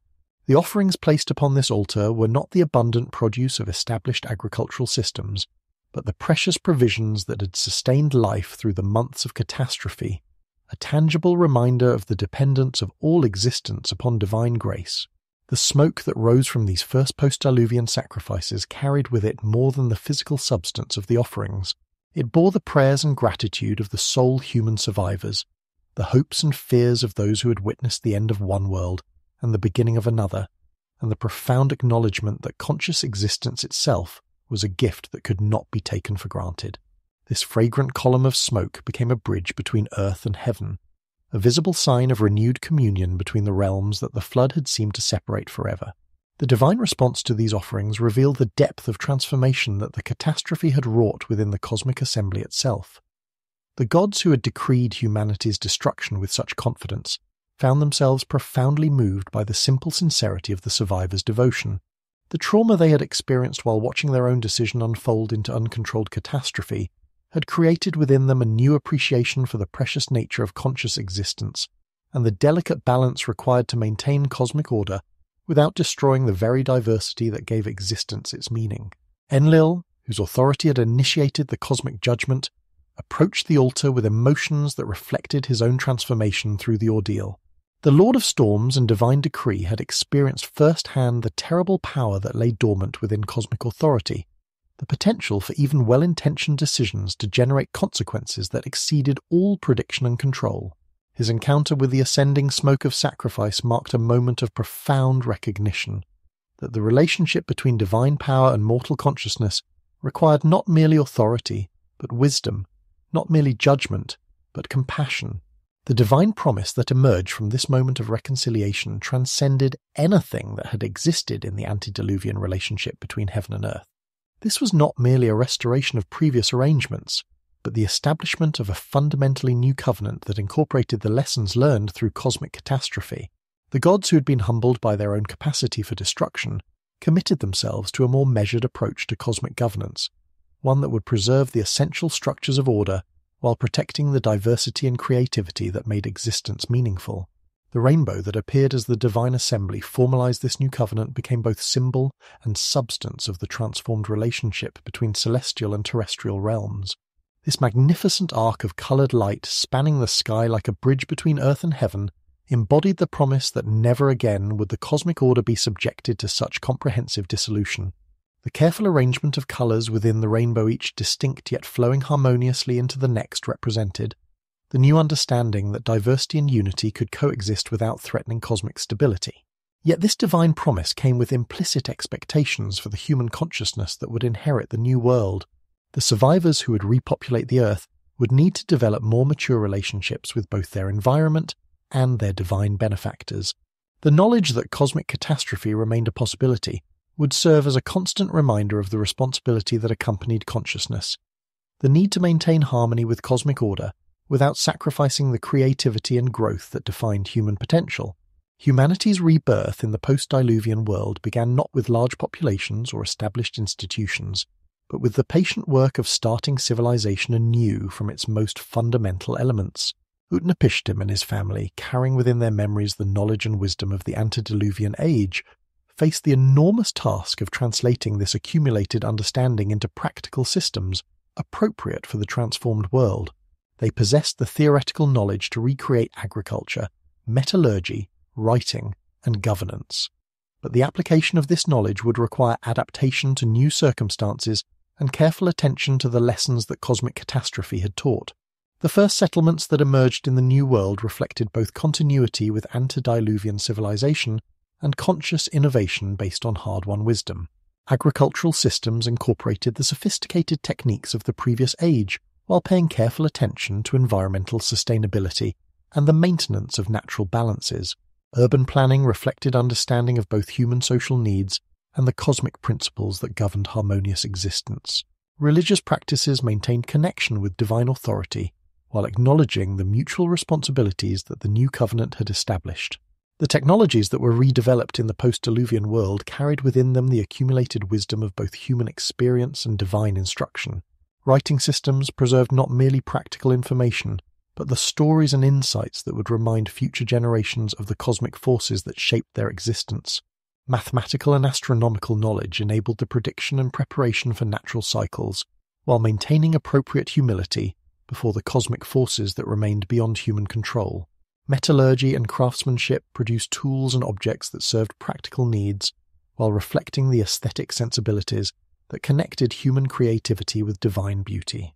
Perhaps most importantly, the new civilization that gradually emerged from the fertile silt of the flood's aftermath incorporated institutional safeguards designed to prevent the corruption that had necessitated cosmic judgment. Legal systems emphasized justice and protection for the vulnerable. Religious practices maintained focus on service and gratitude rather than manipulation of divine favor. Social hierarchies preserved necessary organization while preventing the accumulation of power that could lead to oppression and moral decay. The stories that would preserve the memory of the flood for future generations served not merely as historical records, but as theological education about the nature of cosmic order and the responsibilities of conscious existence. These narratives reminded each successive generation that the world they inhabited was not merely the result of natural processes, but the product of divine mercy and wisdom operating through cosmic catastrophe. The abundance they enjoyed, the stability they experienced, and the opportunities they possessed all existed within the context of a renewed covenant that required ongoing faithfulness and wisdom. As the New World gradually filled with the descendants of the flood survivors, the rainbow remained visible in the sky as a permanent reminder of divine promise and cosmic hope. Each appearance of this magnificent natural phenomenon recalled the moment when the gods themselves had chosen mercy over judgment, wisdom over power, and the preservation of consciousness over the simplicity of non-existence. The covenant symbolized by the rainbow would endure as long as the earth itself, ensuring that the terrible lessons learned through cosmic catastrophe would guide the relationship between heaven and earth throughout all future generations. The new world that emerged from the deluge thus represented not merely the restoration of what had been lost, but the evolution of cosmic order itself toward greater wisdom, compassion, and sustainable harmony between all levels of existence. From the ashes of universal destruction had risen the promise of universal redemption, the hope that consciousness and cosmos could coexist in mutual enrichment for all the ages yet to come. Within the vast cuneiform archives that emerged from millennia of patient scribal devotion, the Anunnaki reveal themselves not as distant abstractions, but as vivid personalities whose complex relationships shape the very foundation of human consciousness. The Epic of Gilgamesh, that immortal masterpiece of world literature, presents its hero as two-thirds divine, a being whose supernatural heritage grants him extraordinary strength, yet leaves him tormented by the knowledge of his inevitable mortality. Through Gilgamesh's friendship with Enkidu, the wild man formed by divine hands from clay and spittle, we witness the Anunnaki's intimate involvement in human affairs, their creation of beings who bridge the gap between civilization and nature, between conscious thought and instinctual wisdom. The gods' intervention in this legendary friendship reveals their profound understanding of human psychology, their recognition that even the mightiest ruler requires companionship to achieve true greatness. When divine decree demands Enkidu's death as punishment for the hero's hubris, Gilgamesh's desperate quest for immortality leads him to Utnapishtim, the flood survivor, whose tale connects the epic to the broader mythological cycle of divine judgment and mercy. The wisdom that emerges from this journey, that immortality, lies not in endless existence, but in the great deeds that outlive their doers, represents the Anunnaki's most precious gift to human understanding. Inanna's descent to the underworld illuminates another facet of divine nature, revealing the Queen of Heaven's pride and power as she challenges death itself in the realm of her sister Ereshkigal. This harrowing narrative explores the price of cosmic balance, the necessity of cycles that govern both agricultural abundance and personal transformation. Inanna's ritual death and resurrection establishes patterns that would echo through countless subsequent religious traditions, her passage through the 7 gates of the underworld serving as a template for spiritual initiation and renewal. The divine assembly that governs these cosmic dramas operates according to sophisticated hierarchical principles that mirror and perhaps inspire human political organization. Anu the Skyfather embodies supreme authority remote yet ultimate, his word carrying the weight of cosmic law while rarely requiring direct intervention. Enlil, the executive power, serves as the active agent of divine will, his control over storms and atmospheric forces making him the god most immediately relevant to human survival and prosperity. His decisions regarding weather patterns, agricultural abundance and natural disasters position him as both protector and potential destroyer of mortal communities. Enki, the wise protector, occupies a unique position as humanity's advocate within the divine council, his patronage of wisdom, fresh water, and technological innovation, making him the deity most sympathetic to human aspirations. His domain encompasses the life-giving springs that bubble up from mysterious depths, the intellectual faculties that enable cultural advancement, and the creative ingenuity that transforms raw materials into magnificent civilizations. Through Enki's protection, humanity receives not merely survival tools but the knowledge necessary for spiritual and cultural evolution. Ninhursag, the Earth Mother, governs the biological processes that sustain all life, her creative powers manifesting in the fertility of fields, the health of livestock, and the successful reproduction of human communities. Her role as divine midwife extends beyond physical birth to encompass the nurturing care required for consciousness itself to flourish within mortal frames. The goddess embodies the principle that creation requires not merely initial formation, but ongoing protection and sustenance. The younger divine generation, exemplified by Marduk's rise to cosmic supremacy, demonstrates how theological systems evolve to reflect changing political realities while maintaining essential spiritual truths. Marduk's victory over Tiamat establishes him as the champion of order against chaos, his elevation to kingship among the gods paralleling Babylon's emergence as the dominant center of Mesopotamian civilization. The moon deities Ningal and Sin control temporal cycles that govern both agricultural activities and religious observances, their celestial movements providing the calendrical framework within which human society organizes its activities. The sacred practices that maintained communication between these divine personalities and their human devotees created elaborate systems of ritual service that transformed everyday activities into profound spiritual expressions. Daily temple ceremonies involved feeding, clothing, and housing divine statues with the same care devoted to honored guests, acknowledging the gods' ongoing presence among their people. The great festivals, particularly the New Year celebration Akitu, provided opportunities for entire communities to participate in cosmic renewal, symbolically reenacting the original establishment of order from primordial chaos. Divination and communication with the divine realm required specialized knowledge of omens, dreams, and symbolic interpretations that allowed mortals to understand divine intentions and adjust their behavior accordingly. Sacred objects from cylinder seals to ritual vessels served as focal points for divine energy, their careful craftsmanship reflecting the belief that beauty and precision in material creation honored the cosmic artisans who had shaped reality itself. These Mesopotamian innovations in literature, theology, and ritual practice generated cultural influences that would permeate subsequent civilizations throughout the ancient world and beyond. The flood narrative that appears in multiple Mesopotamian texts provided the foundation for similar stories in Hebrew, Greek, and other traditions, while creation myths established archetypal patterns that would recur in countless later cosmological systems.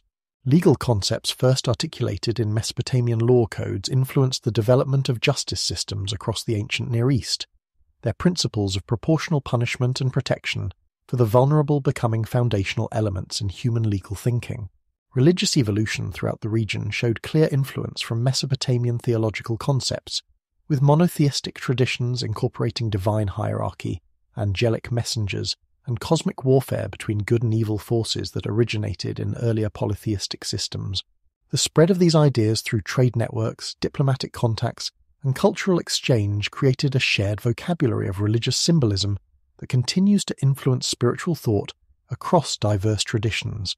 The modern rediscovery of these ancient texts through archaeological excavations and cuneiform decipherment has revolutionized understanding of human cultural development, revealing sophisticated civilizations that achieved remarkable intellectual and artistic heights millennia before previously recognized. The Library of Ashurbanipal's preservation of literary treasures, the systematic organization of knowledge in Mesopotamian schools, and the mathematical and astronomical achievements recorded in cuneiform tablets demonstrate levels of scholarly sophistication that challenge assumptions about ancient intellectual capabilities. Yet significant mysteries remain embedded within these ancient sources, their resolution requiring continued archaeological investigation, linguistic analysis, and interdisciplinary research. Translation challenges persist due to the complexity of cuneiform writing systems and the cultural distance separating modern interpreters from ancient mindsets.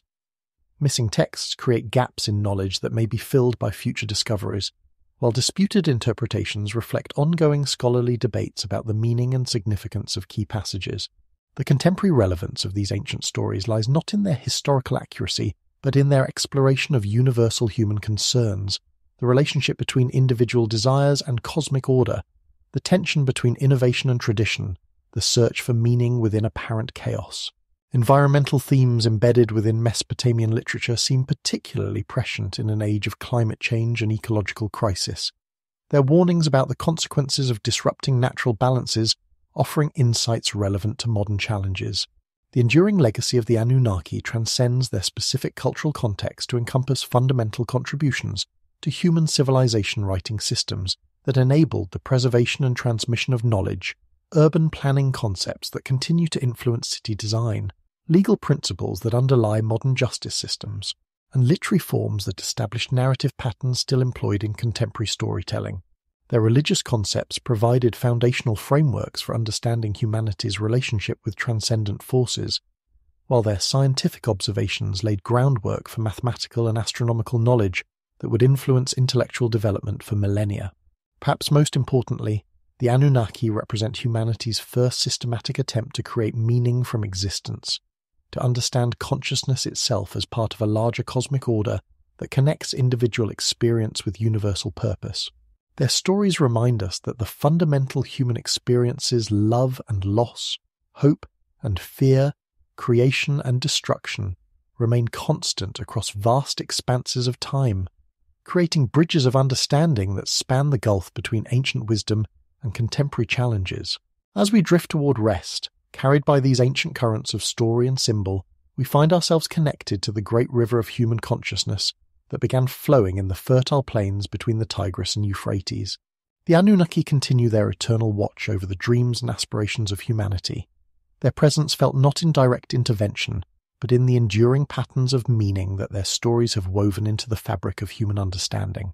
In the quiet moments before sleep, when the boundaries between conscious thought and deeper wisdom grow thin, we may still hear echoes of their voices speaking across the millennia, reminding us that we are part of something larger and more magnificent than individual existence, heirs to a cosmic legacy that transforms our brief mortal journey into participation in the eternal story of consciousness, exploring its own infinite possibilities.